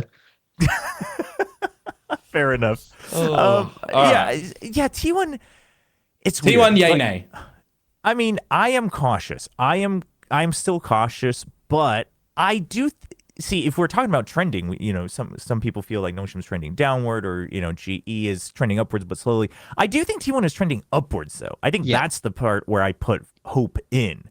And then you have the player quality, which, like, I would argue that at Santiago, we know the roster is good, but it was very clearly not performing. Like, you could tell that even individually they weren't performing. Right now, I mean, individually they are performing, right? Even if Isu has to carry a couple maps, like, they are overall playing very well. I would say the only one who isn't anywhere near what we know is his potential is Meteor, but I would say even that it's getting there where it's at least stable now. I don't think he's a casualty on the team. So I'm hopeful. I've just been burned by them so many times the past 3 years. So I think for me, if I had to put a bet on it, I would say they'll go to London. And I would say they will look much better than they did in Santiago. In me, that's sort of like twofold, where I feel like the start of the year kickoff is so short before they go to Santiago, and then also it's a really long flight, and there's so many other things that kind of work against them. They're there in Santiago, but I also feel like now they've played a whole group stage, they've been able to feel out the meta a little bit more. They'll play more games in the playoffs, even if they do manage to qualify, and I think we see that player quality be going upwards. I definitely agree with you there. I think there's potential. Will they win London? I'm not sure. I don't know how great the region is overall for London, but I think they should make it out the group. I do think that they. I think they're playing nearer their ceiling much more now, which is a good sign to keep moving it higher. Yes. Do we just on that? Do we know the London format at the moment? Is it still like is it first seed gets advantages? So we won't. I mean, you should know this, Komodo. We won't know officially until all regions are done. They will never, ever announce it officially until all regions are done. But it will 99% be Swiss with first seeds going through, because that's the only real good way to do a 12 team. And the reason I say that is because I'm thinking to myself, which side of the fence would we all be on right now if T1 do or don't get first seed here? Would they get out of groups if they're not first seed auto through? Well, we get to test that. That's the good news, because they're already seated ahead in playoffs. So, I mean, it's a longer thing, but they've got to wait to play their game. And if they just shit the bed in the upper bracket, then and they've got the harder side of the bracket as well, isn't it? Full sense KRX into them, so their first game is going to be at least somewhat difficult. Yep. All right. Well, speaking of KRX, let's talk about that match, which there might not be much to say about KRX in that match against PRX. I would say that this was let me speak of it from PRX's point of view. This is honestly, I think, the smoothest game I can ever remember from PRX. Like, just playing your game plan, everyone's performing, you've got the right reads, you made a couple overheats, but they weren't even that bad, and then you won. And then the other team just didn't have an answer. And so PRX looked, I mean, quite frankly, near perfect, I would say, in this one. I mean, this made me question the KRX coaching staff and leadership the most out of any game I've seen in quite some time. Like, I even highlighted on the broadcast where they left Breeze in the veto. PRX picked Breeze. By the way, I mean, I'll talk about PRX in a minute, but to start with KRX, like, they would walk up elbow and get paranoid by the paranoia I've seen PRX throw a million times, and it just insta-kills them on their first gun round. And it's just like, and you're putting Yong on a harbor as well. Like, I just have so many issues with, like, they could have put Bind in the veto instead. I don't know if that necessarily would have been better or worse, but lord. Like, Yong has been an Omen player as well for how long, too? It's like, if you wanted to run this comp and you wanted to, like, you're playing a quad wall, is that the right comp for this? Because that screams to me maybe some discomfort for what you're trying to do. The Korean teams in Pacific are making me hate this comp. It might be the best comp on Breeze, but they're making me hate it. Yeah, it is. I wonder, because they haven't played Bind or Breeze, right? So you had to test at least one of them. You didn't need to, because Bind's going away.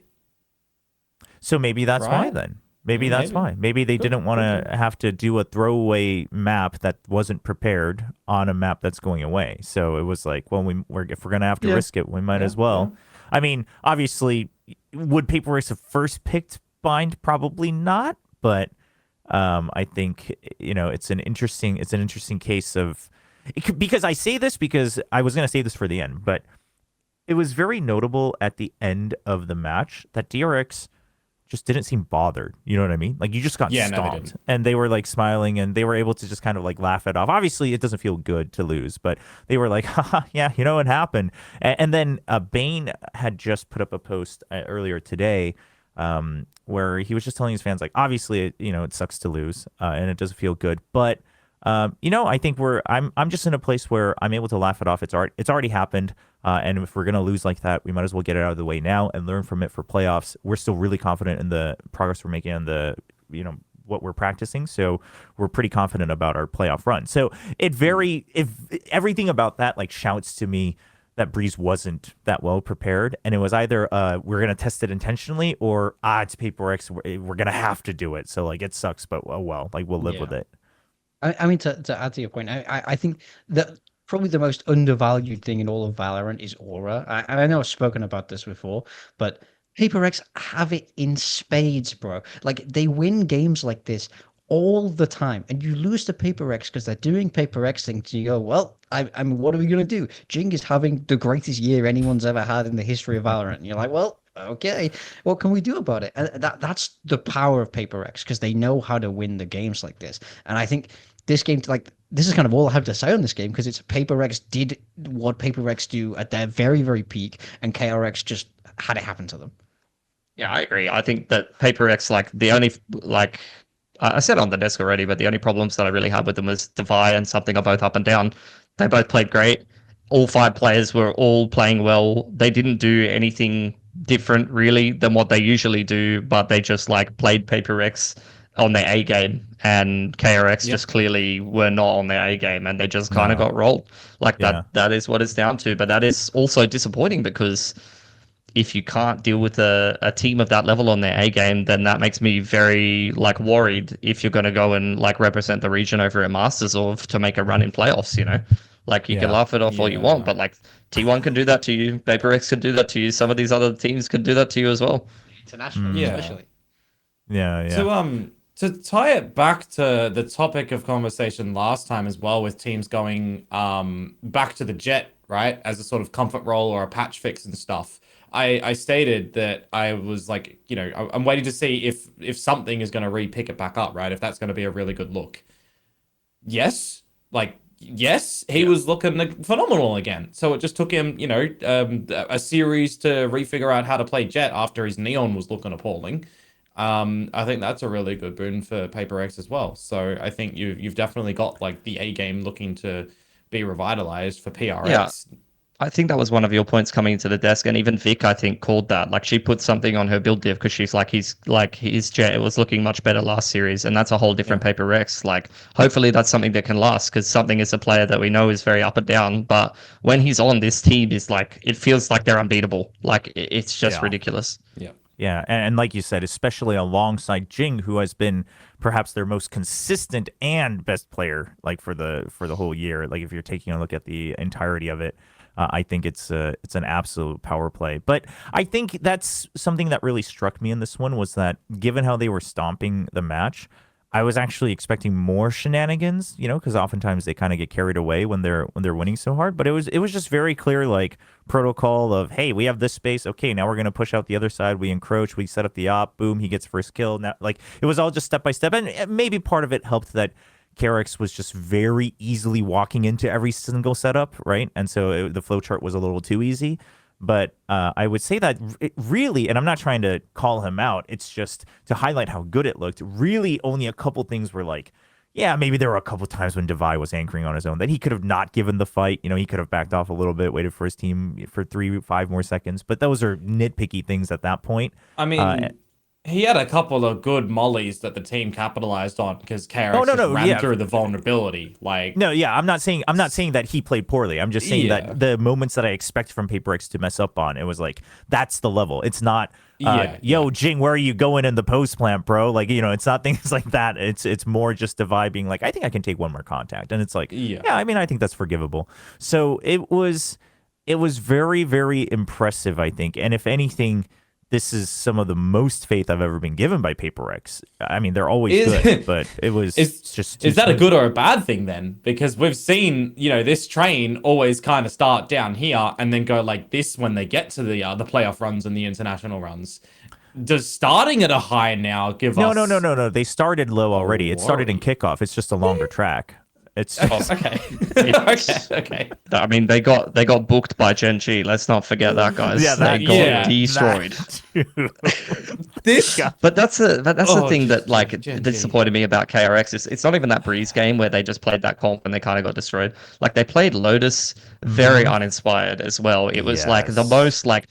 Chambers we're playing attack, guys. Chambers going out A main. Oh, Young got picked. I guess we go C or B. Oh, we got destroyed. We got rolled by a flood because they have full rubber control. Like there was no nuance to how they were playing at all. It was very uninspired when we've been praising Bane and we've been praising the KRH coaching staff for like having some of the best calling. Like they booked bloody GE with the comp changes and some of the calling. It was absolutely phenomenal. And then literally like one of the next games, it's like the complete opposite. It's just kind of mental boon to me a little bit. Like I had full faith in KRX before this game. I was like, oh, these guys are going to London. Like it doesn't even matter if Yong is a good player or not. Like I'm genuinely not concerned. They can literally 4v5 teams. The coaching staff have got such phenomenal prep that it doesn't even matter.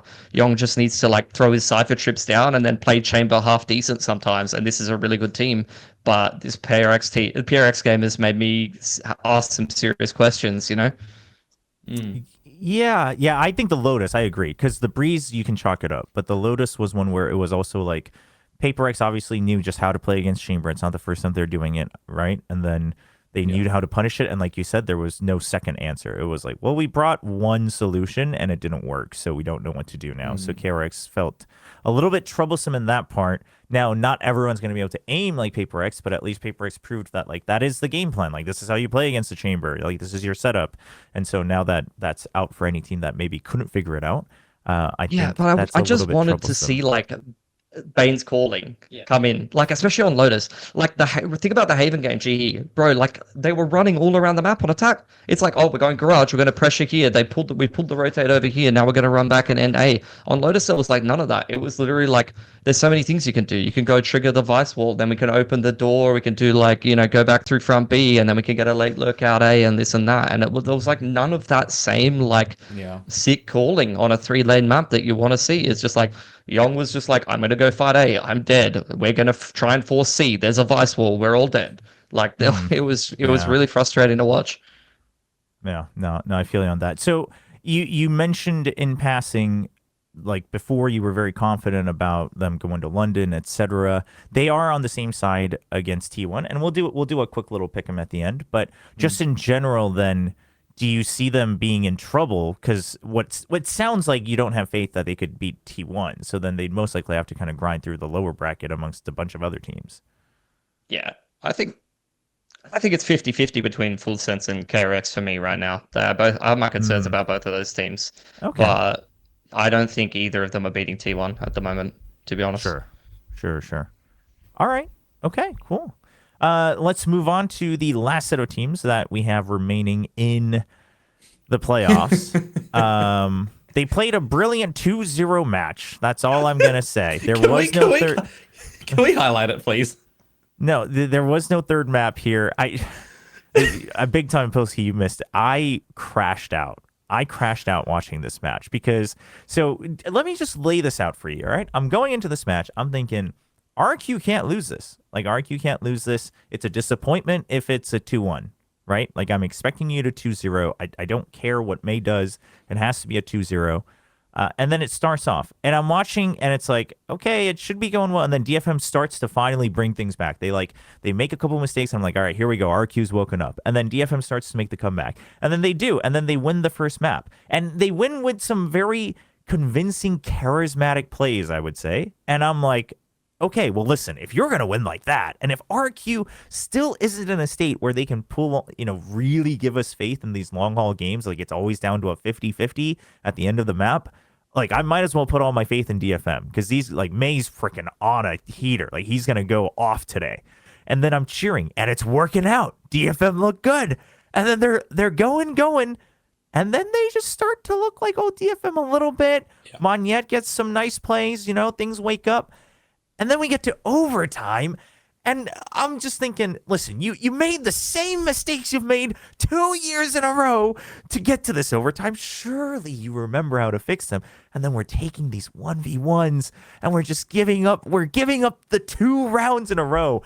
And I was just done. Yeah. I mean, at that point, you know what? I gave hope.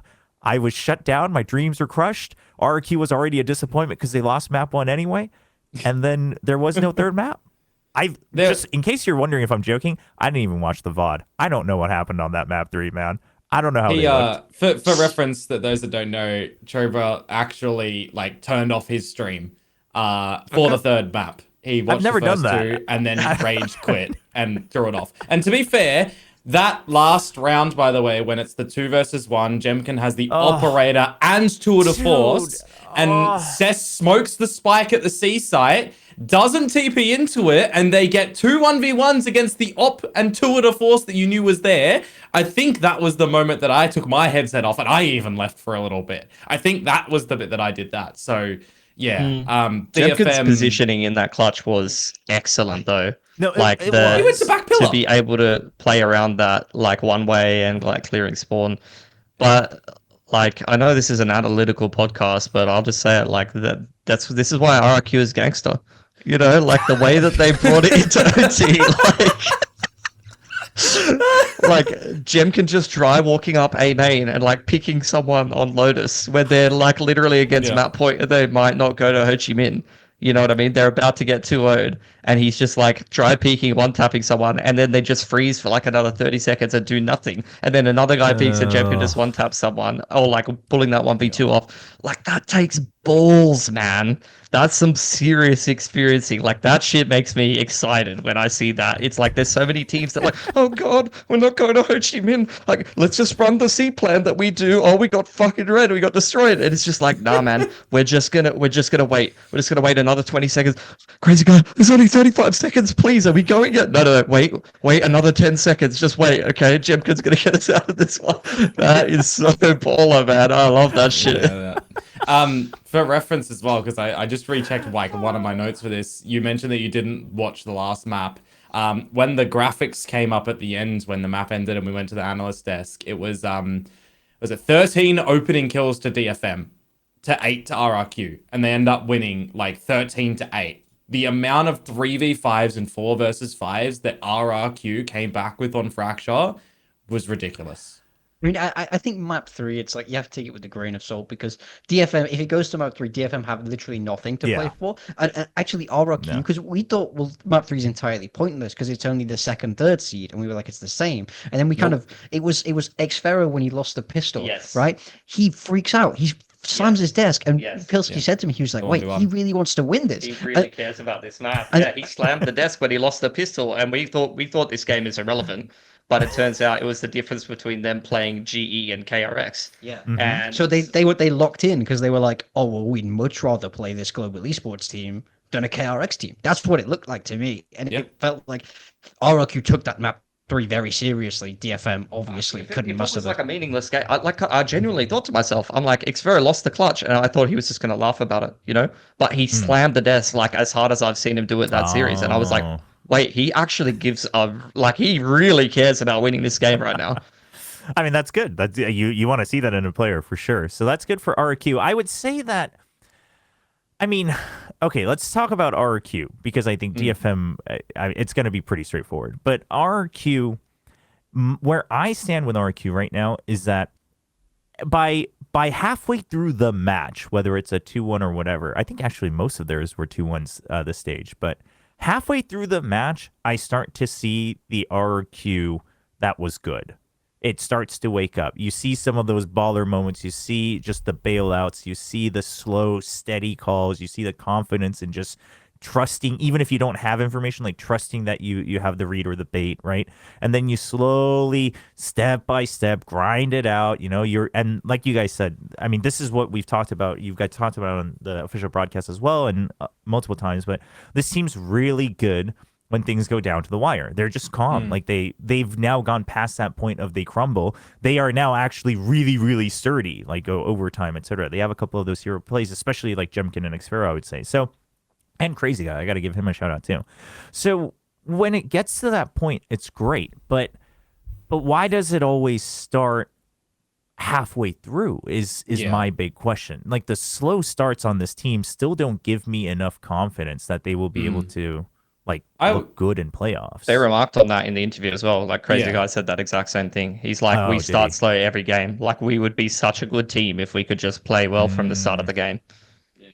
Yeah, I also don't think, like, when I think about RRQ at the moment, that the Waylay Neon time for this RRQ roster was a good time, right? They kept stumbling over each other. Things looked like miscoordinated time and time again. You're hitting each other with utility. I think the fact that this adjustment from getting out of Waylay, getting out of Yoru, has forced them a little bit right now to have a bit more simpler decision-making protocols as well. And we are seeing that finally it looks easier for Monyet to know what he has to do. It looks easier for Jemkin to be able to actually focus on fragging and not having to do these complicated things with the team as well. He can actually just focus on doing his proper role. And it makes it easier for Crazy Guy to get a good vision for the team as well. And as long as Cushy is getting some good information and Xfero is like clutching and filling the void around the map, it is much easier for this RRQ to kind of recognize what they need to do in the decision-making environment in these maps, where yes, it does still look slower at times, don't get me wrong, but that is something that they can rectify now that they don't have massive complications in a meta. So I think it's good for them there. Also, just to add this, I think it's easy to read a lot into this game about the strength of RRQ, right? Because realistically, they should have lost 2-0 to DFM. And on paper, that sounds bad. And on the eye test, it looked bad. And it's easy to be like doomer on them. But also, like, it was only ever this close because Jemkin had the second worst map of his life.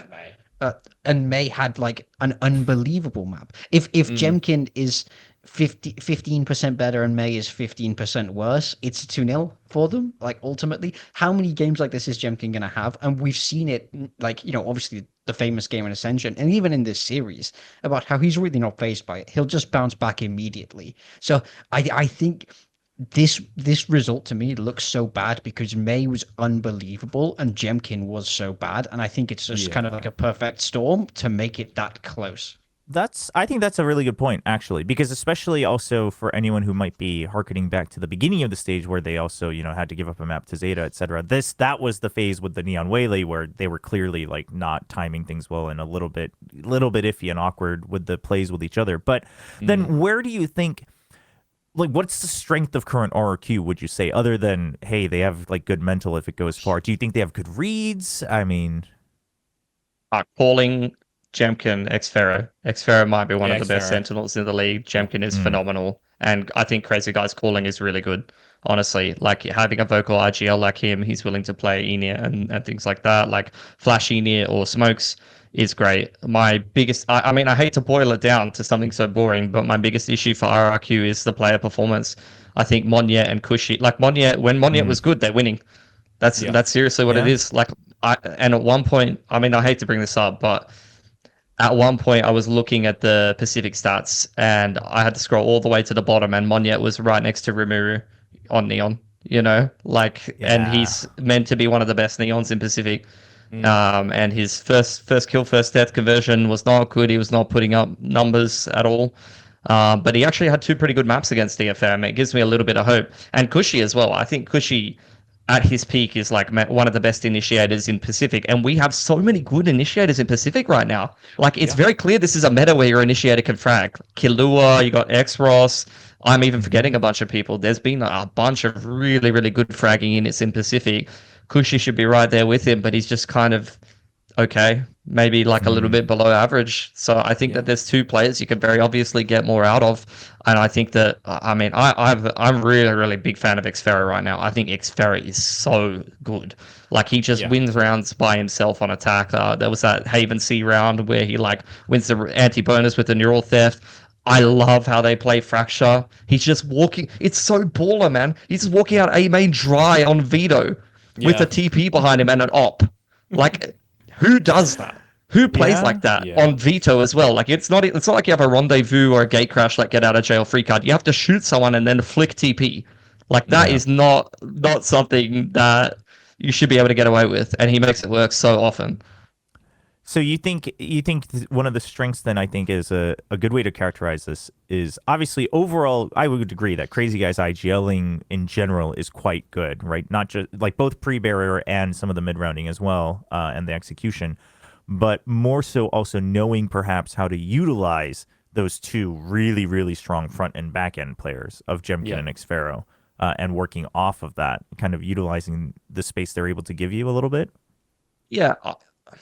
I don't really view Jemkin as an aggressive player at all, I actually view Jemkin as quite a like passive-ish kind of player. Yes. Yeah. Which is why Chamber works really well for him, and Yori works really well for him. Jet works really well for him. He's the kind of player where he just wants to take duels on his own terms. He's not going to entry for you. Like, that's what Monette is for. You actually really don't want him on the entry unless you're playing a slower round. That's when he has success on the entries, when he's able to walk up at his own pace, take engagements when he wants to. If you send him into the site first, you're borderline trolling. And that's the problem I had with them, like when the Waylay was a thing, right? Because he's kind of funneled into having to do this, if not more 50-50 with Monette, as opposed to a 70% Monette and a 30% for himself. So I think that's something to it. They should have done the Primi move on the Waylay, man. That's what I said about Primi. I'm like, this is a player that wants to bait. You put the refract down, you fake entry into the site, refract out, and now you're fourth in. It's actually ideal. That's exactly what you want, bro. Yeah. I mean, also, we're all glossing over the Odin abuse again for Crazy Guy too. For Crazy Guy, yeah. He loves this gun, and he had some like pretty how has that worked moments with it. Well, we interviewed him about that, and that's something you highlighted on the desk. Like it's easy to forget he's a scan init player. He knows all these lineups. He's in the VODs. He knows the movements of the other team and how to read them, so he's able to get those span kills pretty consistently. He's had some crazy clutches with it as well, where he's just like flick Odining people on the spray down and things like that. But he basically said himself on the interview, I don't even want to have to use the Odin. I want Cushy to do it, but he doesn't want to do it, basically. On the couch interview, he's like, I think that your init player, like, you know, similar to NRG and Brock, should be using the Odin, but he doesn't want to play with it. Yeah, which is crazy to me, by the way, because I like, as someone that's played a lot of scan init, and this is back when you could ping and things like that, so it's way harder to do now. But like, I'm terrible at aiming, but I can ball out with an Odin. Like, if you can't frag, bro, buy an Odin and a judge every round. You will get kills. Yeah, you know what's funny is Ivy also apparently like knows all the Odin tech. We were talking about like Brock and the Odin tech, etc. And Ivy was like, "Oh yeah," like, and he would like explain all the tech. And I remember Yeoman being like, "How do you know this?" And he was like, "Because I used to play Sova. Like, I used to be the Sova guy back then. So you had to, like, if you were Sova. You know, that's why Lakia, you know, famously uses it a lot too. So it makes sense that Crazy Guy's good. It's funny because we did see Cushy trying to buy the Odin a lot at the beginning of the year, and it didn't work out, right? So whether, you know, whatever the problem is, you know, if he doesn't want to and Crazy Guy's able to, I mean, hey, you make it work. I would say that it's almost a shock that Crazy Guy can be highlighted as one of maybe two players, I would say, alongside Lakia, who actively abuses the Odin in Pacific. And that could be a difference maker in the long run for sure. But props to him for sticking with it, because it's very, very good. I want to kind of flip this to the other side then. DFM, you guys mentioned it a couple times, but May, obviously, killer game. I mean, career high game for sure. Overall, though, I mean, listen, I don't think any of us here are thinking that DFM is making it to London. But do they look better than before, or is it kind of just a different flavor of the same thing of, they got some hero plays, they got some good players?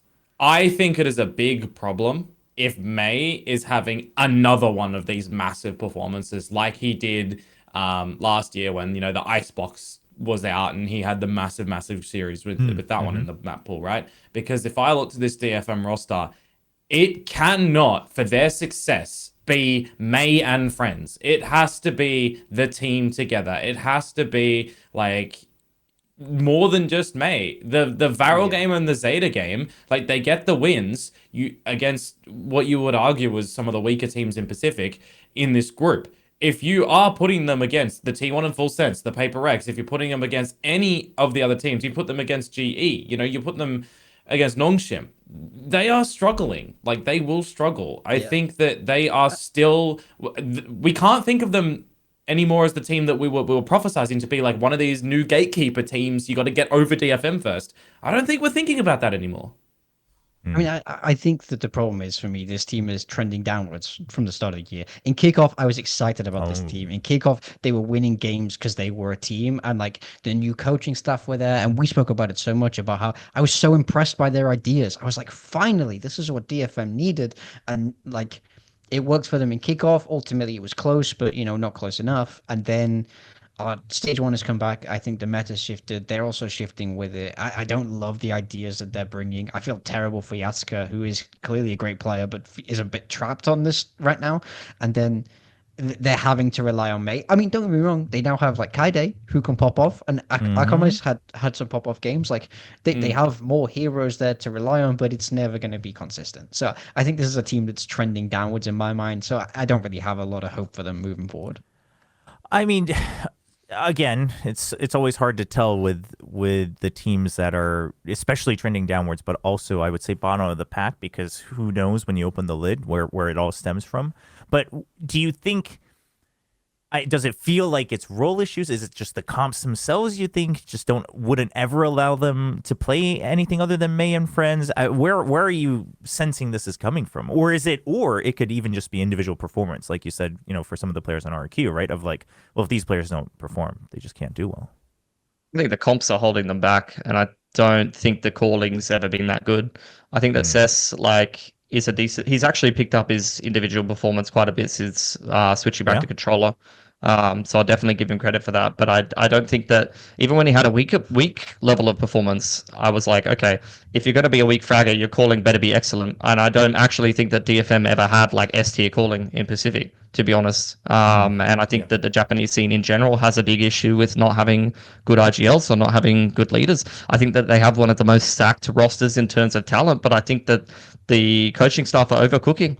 I think that you need to be playing aggressive comps as DFM and have simple calling and play something like, T1 or, even some of the PRX comps, I would say, and not kind of like I don't even know why they were ever playing that Pearl comp where they're playing double init and doing all these intricate like double drone retakes and stuff. And even T1, when they played that comp, they didn't play anything like that. They weren't playing it like an NRG or a G2. Oh, let me organize my double drone. We've got this perfect set retake. Like T1 was literally like, we're fighting you on the site. We're not playing post plans.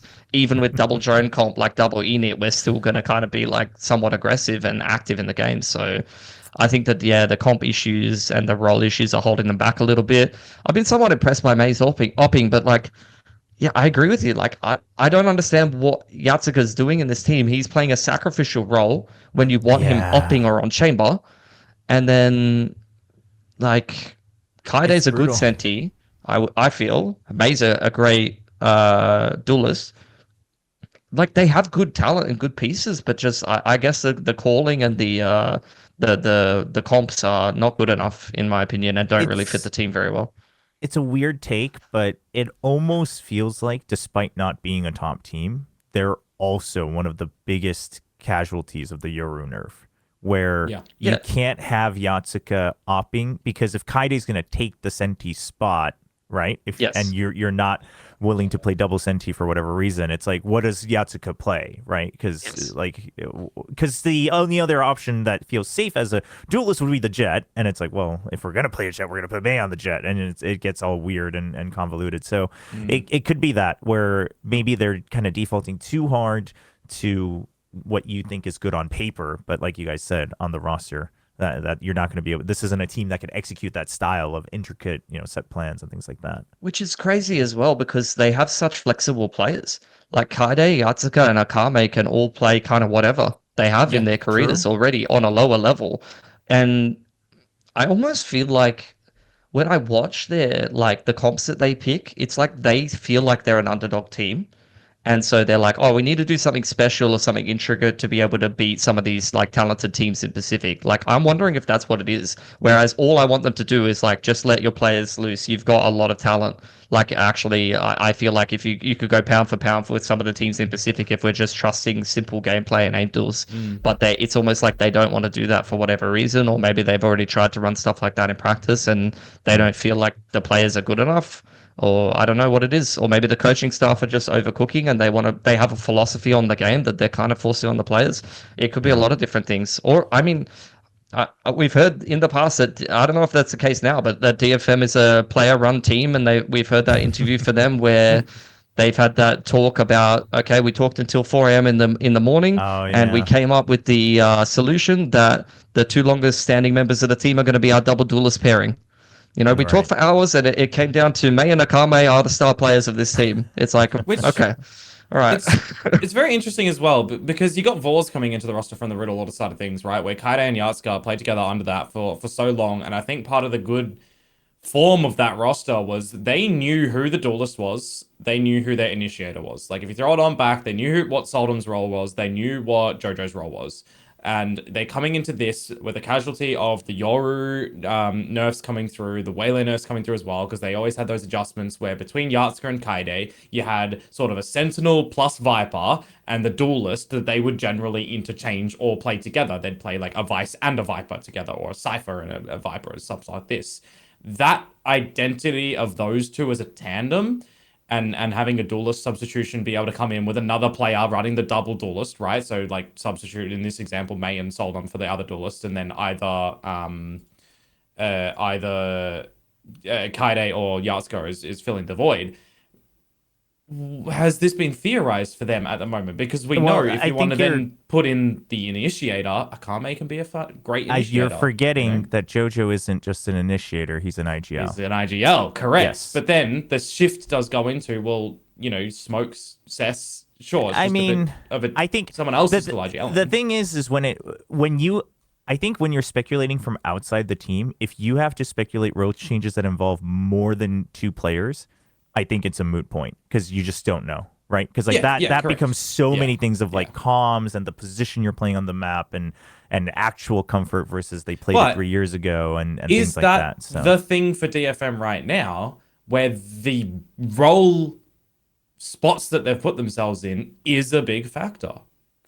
Because we've seen teams like that before. But I think basically the prior discussion we were having, though, is where is this philosophy coming from rather than... Because I don't think they're doing it because they think these roles are more comfortable. Like, that's obviously not true. Everybody can see that. Unless they're, like, 26-0ing people in scrims, right? Like, unless it's that, obviously they're not comfortable, or they're not the most comfortable. But my takeaway, which I'm a little hesitant because, again, you don't want to read into things too much, but my takeaway would be that I wouldn't be surprised if this was Vors' philosophy, because you look at how Riddle used to play, their best plays were always set retakes, set executes. We wait at the entrance to the site, we have intricate, initiator set plays, and then we go in. So if that's your default back of like, hey, the meta's shifting, this is what we want to do, and you thought you had the players flexible enough to do it, but, and the IGL, et cetera, so... Yeah, but I just don't think that that's how you can play in Tier 1. Like, the quality of VCL Japan is nowhere near what Pacific is. Like, you see players like Eco that have some of the best duelist stats in VCL Japan, and then he comes to Pacific and he struggles, and it's not even close to the same team. That's how you play when you have a team that you don't have... Either you have a lot of players with that skill set, or you don't have heavy fragging players or talented players. Not to talk down on those players or anything, but some players are just better at playing the Enid style and not fragging hard, and you need a team that does intricate shit to do something special or have results. DFM is not that team. It's like this is like a fucking stacked Japanese roster. Like, let's go shoot some people in the head. That's genuinely how I feel. Yeah, so, I mean, we'll see. Obviously, you're starting in the lower bracket, so you have a couple more days because you're not playing the first rounds, but not much time. But also, you kind of need a Hail Mary if you want to do anything. So maybe we'll see something switch up. But we'll see it in the when we put our predictions. But which side are they in for? I don't know. We're gonna the loser forget of... where it flips. I forget where it flips. So the first or the second. I can't remember. Yeah, we're just gonna have to go through it and we'll find out. Yeah. But I don't think it matters too much who they play, because I'll be honest, even if they swamp, I don't think they're winning much. But it's more of a do they leave us with like hope is the bigger question. Yeah, I mean, I think this is where we're trying to evaluate where DFM are. And I think that this is why we say it's a downward trend, because like, do we have confidence they're going to beat? Like, they have beaten GE in the past, Can they beat GE anymore? I'm not sure they can beat GE anymore. They almost beat RRQ. That's pretty good. But like, RRQ have also gone like crazy, like further down in the pecking order. So it's really hard to say. Like, I don't know if they can beat any of the teams in playoffs. Well, let's find out. All right, we're gonna do our Pickems, and to make sure we don't waste too much time, I am going to refrain so that it's always going to go one way or the other. So I'm going to have you three vote. Okay. Unfortunately, my video ninja skills are not anywhere good enough, so I will just do it. It is being recorded, You won't see it. You'll just have to trust me when I read out the matchups. But you can follow along on VLR if you want to. Yeah, I'm to gonna make sure I'm plop not them in lying. for me. Yeah. All right. So let's start with the upper round one. RQ versus GE. Where are we feeling, gents? Komodo? Where are you? I would like to say GE for this one. I think they will fix some things, but I feel like it'll be RRQ.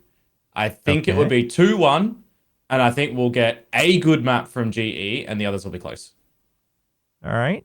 So and Oh man, I'm making you go first because I don't want to say.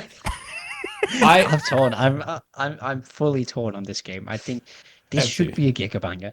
I think that the problem is it's like twofold. I'm sort of leaning the way of RRQ, but I hate that I am because it's Same. like RRQ, like Jemkin had a terrible game. He's probably not gonna have a terrible game against GE, right? And then that strengthens the whole of RRQ. Global Esports have this kind of choke inexperience factor to them. I also think they have wonderful game plans. I think this is a team. I think this is a game where Monya is gonna like struggle hard. I think they can scheme him out of the game. I think it's super 50-50. I think this is probably one of the closest matches we're going to have. And I think it's super down to on the day. But I think, I'm saying you know, GE. I'm You're saying GE? You're switching? I'm saying GE. Okay. All right. Big time? I think you should go, Pilski, actually. I think. Well, I'm gonna make it easy. I don't necessarily think that GE is better than RRQ.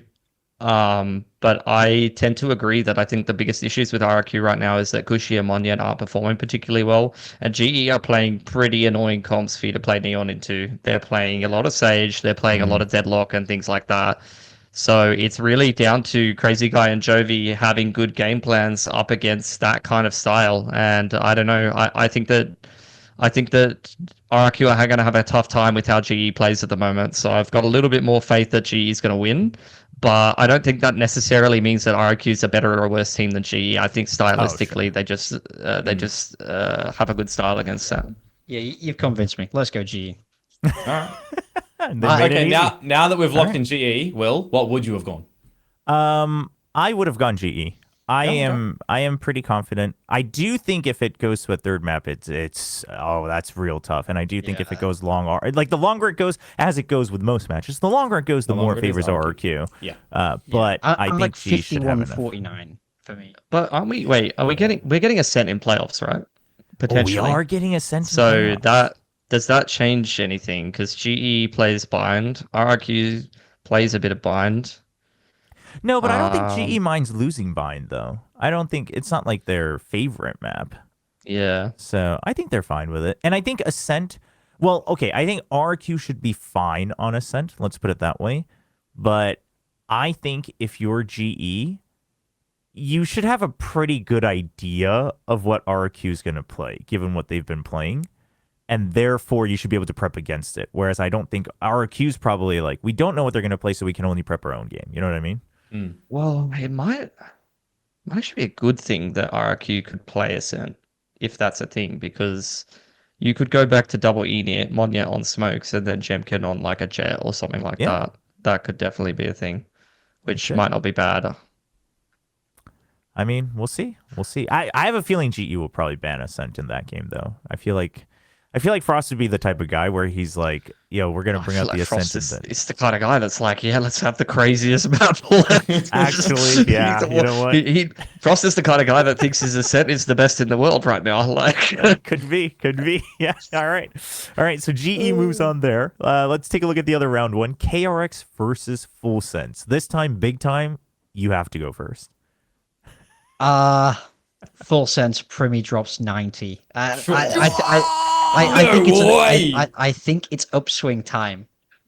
By the way, I want everyone to go back to the game where Full Sense played KRX and Primi set the kill record and they lost. No. It's different this time.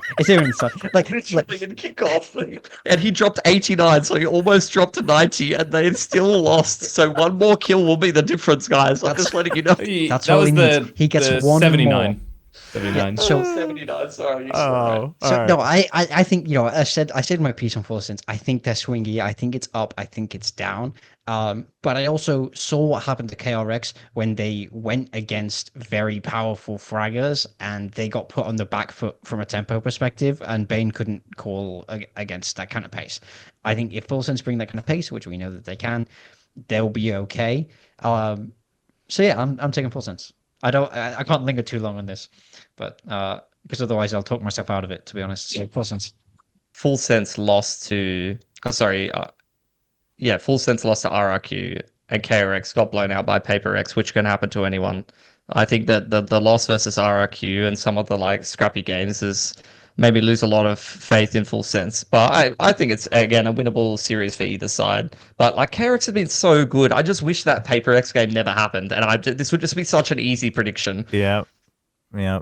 All right, KRX. So Komodo comes down to you. KRX for me. I had put them on this one. Now, I said at the very beginning, like I wanted to see one of Full Sense, Nongshim, GE, and RRQ technically going to London, but I think in this one, KRX. All right. Me. KRX it is. Let's go straight to... Actually, no, let's save that because that's London qualifying, the upper semis. Let's go down to the lower bracket. All right, lower bracket. So that means RRQ in our bracket loses and now has to play DFM. I mean, this surely all three of you... Electric Boogaloo too. Yeah. Yeah? I RRQ cooked them. Yeah, in a rematch. okay. There's Easy. May can't do that again every time. Jemkin won't be that terrible every time. Yeah. All right. RRQ. Yeah, simple as. What about Full Sense Nongshim? Ooh. Are you going to watch the third map though, Chobra, this time? If it's RQ DFM, I'm not watching it again. If it goes to a third map, I'm skipping it again. Full Sense Nongshim. Where do we feel about these two? This one's a bit more interesting than it was in kickoff, isn't it? Yeah, I mean, the big thing for kickoff was Danby was on Neon. It got close, and then they 13-2'd them. So, Komodo? But also, that was with Thai and not Cruz. I think Nongshim for this one. Okay. All right. Wait, BigTime, you're surely going Full Sense. I don't need to say my take on this. Yeah. It's open and shut for me. This Yeah. it's certainly not Nongshim. It's a Full Sense win. I love how much you like are just hating on Nongshim at the moment. It makes it so easy to play devil's advocate every time, and it's like it's the lowest IQ argument as well. Like they could continue just doing the worst macro, and all I have to go day one Santiago like every time. That's all I have to do every time. So you give me like 10 reasons, and then I like Masters Champions. Well, so what about this time, Pilski? Where are you going? Nongshim Full Sense. I hate this. Now he says Full Sense. It's tough. You think Cruz won't understand to stop them in A main?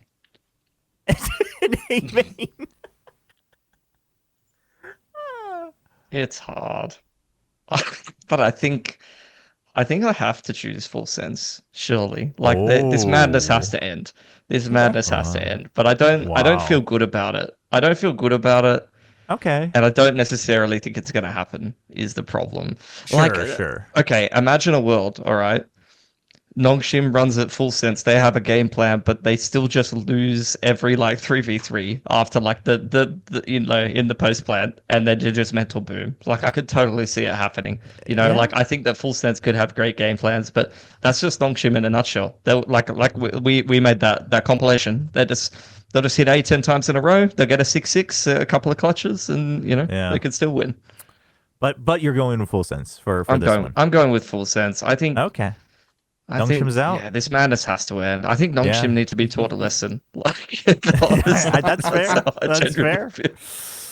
All right. So now we have upper semis, which means for anyone following along, the teams that win their upper semis are automatically qualified for London because you are minimum top 3 by making the upper finals. So PRX, GE. BigTime's just pre-fired on the laptop, by the way. He's just... He's moving forward the discussion. He's just pre-fired. I mean, like, look, any of you gonna seriously tell me that Yeah. GE are beating Paper X right now? They No. can't do. They play each other so many times and they can't do it.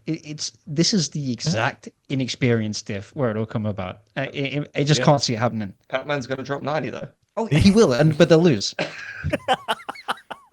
Yeah, I don't. Komodo, no arguments, right? It's just no X. no arguments. It is a Paper X where Jing is looking crazy. Something's back on the Jet looking phenomenal. They've got super confidence off smacking KRX, and you don't even need to read hard into that one if KRX even had a bad day.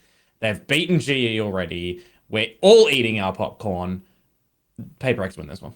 Yeah, I don't think you should even prepare the popcorn, to be honest. I think it'll be pretty straightforward, open and shut. What about T1 KRX? I feel like I know where you guys are leaning, but...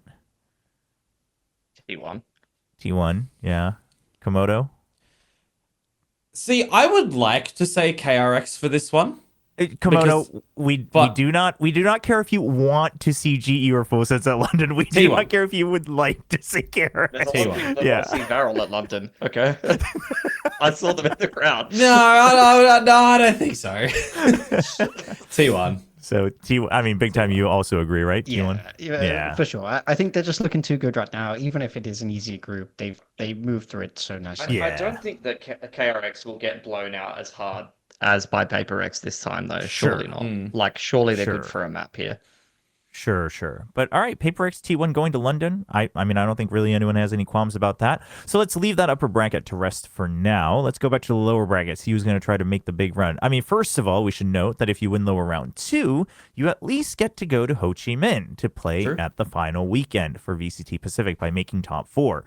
So KRX RRQ, crazy guy, going back to Vietnam on the line, playing in front of the home crowd. Pilski, you don't vibe with the home crowd I'm vibes? pretty sure before this stage even started, somebody, and we've been like interviewing Crazy Guy a lot, and someone asked me in the green room, like, are you excited to see Crazy Guy play in front of the home crowd in Ho Chi Minh? And I was like in the show match or in the server? Like, I genuinely was asking. Oh my gosh, that's brutal. Ouch. Okay, I mean, no, I think they could definitely make it, but I think that KRX are better right now. I really genuinely feel that way. This is what you're missing, the key element of aura. If you get bogged down in the stats, in the numbers, you'll never see the true Valorant clearly. This is a storied team. Crazy Guy is a storied player, back against the wall, life on the line. This is an analytical podcast, by the way. No. But this is the next level of analysis that people aren't ready for. It's all about vibes and aura, and I think this RRQ team will bring vibes and aura to that match that will make them pop. It will make them play better. I think Valorant is the game, one of the games where this matters the most, where the team that wants it more can win it, almost always. And I think RRQ want it more. My pick's RRQ. All right. If RRQ wanted it more, they would have got to the last one, winning one of the 3 BO5s. I think. That's not fair. I think KRX win this. Okay. And I'll add the caveat, by the way. The only way that I thought in this that RRQ would get to Ho Chi Minh is if RRQ beat GE, lose to Paper X, go down and play Full Sense, and they beat Full Sense. That's the path that I would say they get to Ho Chi Minh. Happening. If GE beat RRQ, I don't think they get there. That's my sort of 2 path. Sure. All right. So KRX moves on. They're at least going to Ho Chi Minh. What about GE Full Sense then? Komodo, you just... I'm curious who you would have picked though, Will. I mean, we've already put our thing into the Preds, but who would you have gone for? You're putting me on the spot. Between KRX and RRQ? I feel like it's so hard to pick that game. That one is tough. There's a lot of tough ones at the moment. But I would have gone with RRQ, actually. I would have gone with RRQ, I think. Yeah. As much as I hate just how, like, they're literally leaving breadcrumbs of hope. They're not even giving you, like, a slice. They're just giving you crumbs of hope to try to barely follow along the trail. I do think it's enough to at least make it to Ho Chi Minh. Okay. GE Full Sense. Komodo, are you then hinting that Full Sense could beat GE here? Look, I think so. Again, Look, we've put GE beating RRQ, and I actually think if we've put that I think GE can beat Full Sense. Because I would have RRQ over Full Sense. Stop dancing around it. I need your pick. GE. GE. GE. Okay. Okay. I think I agree. I think I think Full right. Sense are an amazing team, but we saw what happened when they played RRQ. Jovi knew everything. They spoke about this in a post-game interview. They said they knew exactly what they were going to do, and I think Frost knows them even better.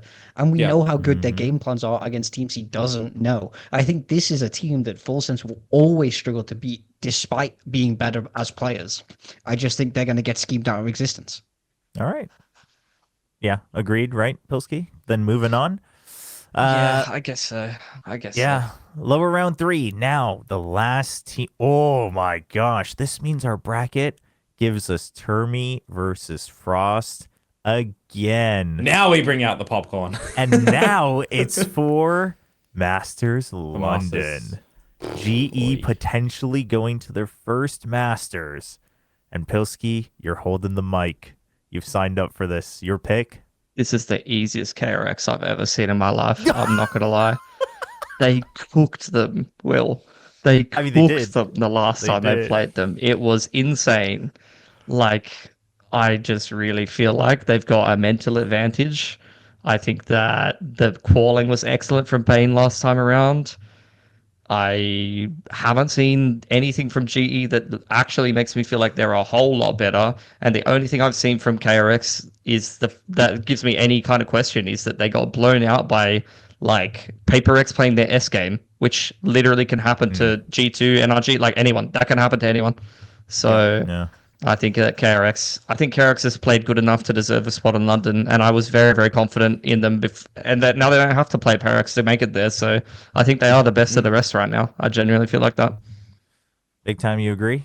Yeah, I agree. Unfortunately, I think Full Sense are a better team than GE, but I had GE because of like everything else that goes on outside of the server there, where I think that's where when G don't have that advantage against KRX. If anything, it goes the opposite way. Now, we spoke to Frost about this, and Frost was incredibly confident that if they play KRX again, they'll cook them. But Frost is always incredibly confident. I've never spoken to Frost that he's not confident. Yeah, but I have to take his opinion with a grain of salt. I think KRX would win that match, unfortunately for GE.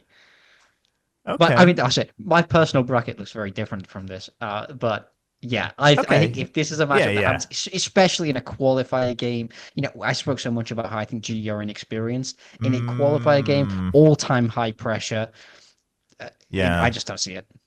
Okay. Yeah. Komodo, I mean, it is decided, but Komodo, your takes? Yeah, it is decided. I mean, I would have said KRX to this one as well. Again, you got to think about it's going to be on a stage in Ho Chi Minh. It's going to be like 4 Masters as well. That is a hell of a lot of pressure for the GE guys.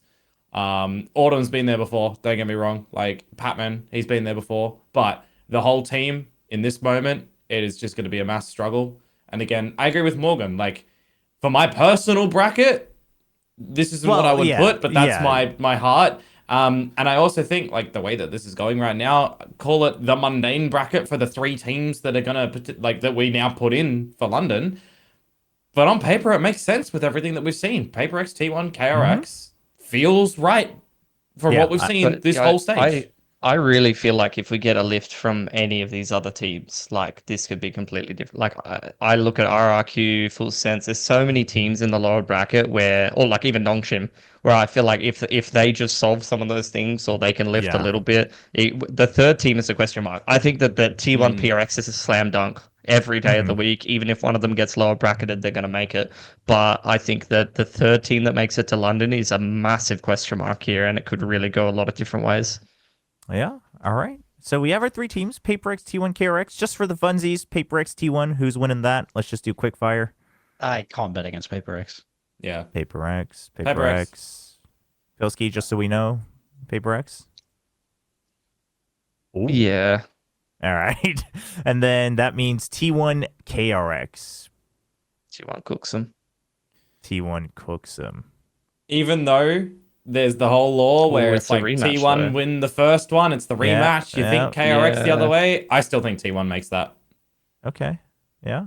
think Big time? T1 might relish in being the third seed though. There's something about T1 that they just love being the underrated team. They might even like just get dominated this game so that everyone can put them last in Preds and they can win Masters London. Yeah, Does being a best of 5 change anything for you guys?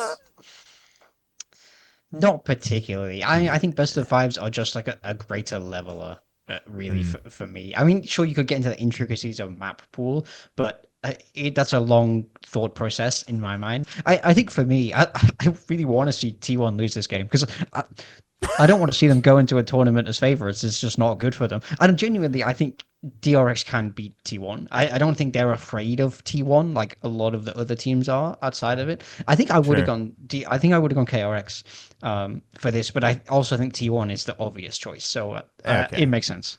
So T1, and then I assume PaperX just wins the rematch in the grand final then. Wow. So. Best of 5. Double map ban. Double map ban. Why are we still doing that? Yeah. Yeah. The thing is, the map pool was so good for PaperX, and now Ascent's coming back in, and that's my only question mark because they've like historically just been a confused Ascent team. They just ban it. Yeah, they'll just ban it. They'll just ban it. Ban T1's best map, and yeah, there we go. 3-1 Valorant. Salt of the Earth. PaperX. Salt of the Earth. 3-1. So PaperX wins VCT Pacific, which I think if it happens, I think obviously we did a collective vote as well, but this is pretty straightforward, I think. I don't think anyone have any complaints if this is what happened, right? Like you might have wanted a different team, but you can't possibly be looking at the way that these three teams look right now and be like, damn, they don't deserve to go or anything like that. We wouldn't have any of those issues. So yeah, we'll have to wait. We'll have to wait and see. But there it is for anyone watching and listening. Those are our Pickems. Let us know what you think down below. Leave us a little comment. We ran a little long today, so I won't force a personal pick out of everyone. But if anyone has one that they really wanted to highlight, a shout out. I mean, I won't dwell on it when we spoke about it a lot. The Sage on Breeze from GE is such a great counter. I thought Javi played it brilliantly. That's the kind of Valorant I love to see. I mean, did that just give you so much joy because Nongshim just couldn't figure it out and you were just so happy? I also love Sage. I always really liked Sage in the pro level. And I think that's why you put texture on it. Yeah. That's it. Yeah, that's it. So I think for me, I really enjoyed seeing that. All right. Anybody else? Like from these games specifically, I can't think of that much, but I've actually liked some of the things that Varel have done this season. I really like the way they use Deadlock. I think it's a bit underrated. I did a little highlight of that on the desk, and I think some of their calling is actually really good. Like I think LP is kind of one for the future for me. Not only can he frag, but when I watch some of their mid-rounding, I actually think that it makes a lot of sense. And they come up with some unique ideas. I just wish they would stop swapping comp all the time. But I genuinely feel like a lot of people will just skip watching it. But there's probably some coaches out there that could get some value out of watching Varel play Deadlock and some of the ideas and just legit stealing that. Like they do some pretty interesting stuff with it. Yeah, agreed. Yeah, go ahead. As always, I got a couple of personal picks for this one. This actually stretches over into CN for this week as well, even though we've not touched upon it. I've had a little bit. LP on Varel, I highlighted that. He had some consistency again, so we gotta see that. You can't disregard May's performance this week. Team Secret got a dub. Well done. GE made their playoffs. Those are some great picks there. So over in CN, they already started playoffs. We actually know our first two teams in London as of today. So shout outs to XLG again, looking absolutely phenomenal. They got a 13-0 in map 1 of the series today as well. On attack, Lotus, triple Senti, 12 rounds. Ridiculous, by the way. It was silly how many 3Ks we're getting from a lot of these players as well. So many 1v3s rather, not 3Ks, 1v3s. And lastly, I'll cap this off with Binder's out, Ascenter's back. Welcome back KO players, I hope. Big hopes. Big hopes. Yeah, I think I think you guys covered a lot of the big highlights. I think for me, is there really a separate highlight? You know what? I'll give a shout out to VCTCN doing a basketball fundraiser, which I thought that was cool. I do want to always actually give credit to VCTCN for using VCTCN as I think you should a sports league. Like they use it as a vehicle for so much, right? They do a lot of like fundraising. They do those like boot camps together. Like they're really building something out of it. So shout out to VCTCN. So that's my little personal pick for the week. But that's going to be it for this episode. Thank you so much, Pilski, for joining us. Obviously, we're going to see you on the main broadcast, but you want to give a little shout out for where people can find you? Yeah, follow me, BigTime Val1 on Twitter, especially if you're a GE fan. That's where you're going to go for all of your unbiased opinions. He also has a Nongshim breakdown coming on Breeze, and breakdown not in an analytical way. I'll be looking forward to that. Well, thank you so much for joining us once again, for taking time out of your day, and for everyone watching and listening. If you haven't yet, we are on Spotify as well, so you can find us there, so you can listen to us on the drive, or I don't know, more discreetly at work or at school. I doubt anyone who's watching Valorant is working. You're probably all in elementary school, but that's okay. You can still listen to it there. And then we will see you next week in the middle of playoffs. Have a good one. Big Time, you got something to say? Just in the middle of shapes and colors class, listening to this analytical breakdown. Yeah, with your teddygrams and, You're trying to color inside the lines while reflecting on. They're drawing green line Viper walls. Oh, cute.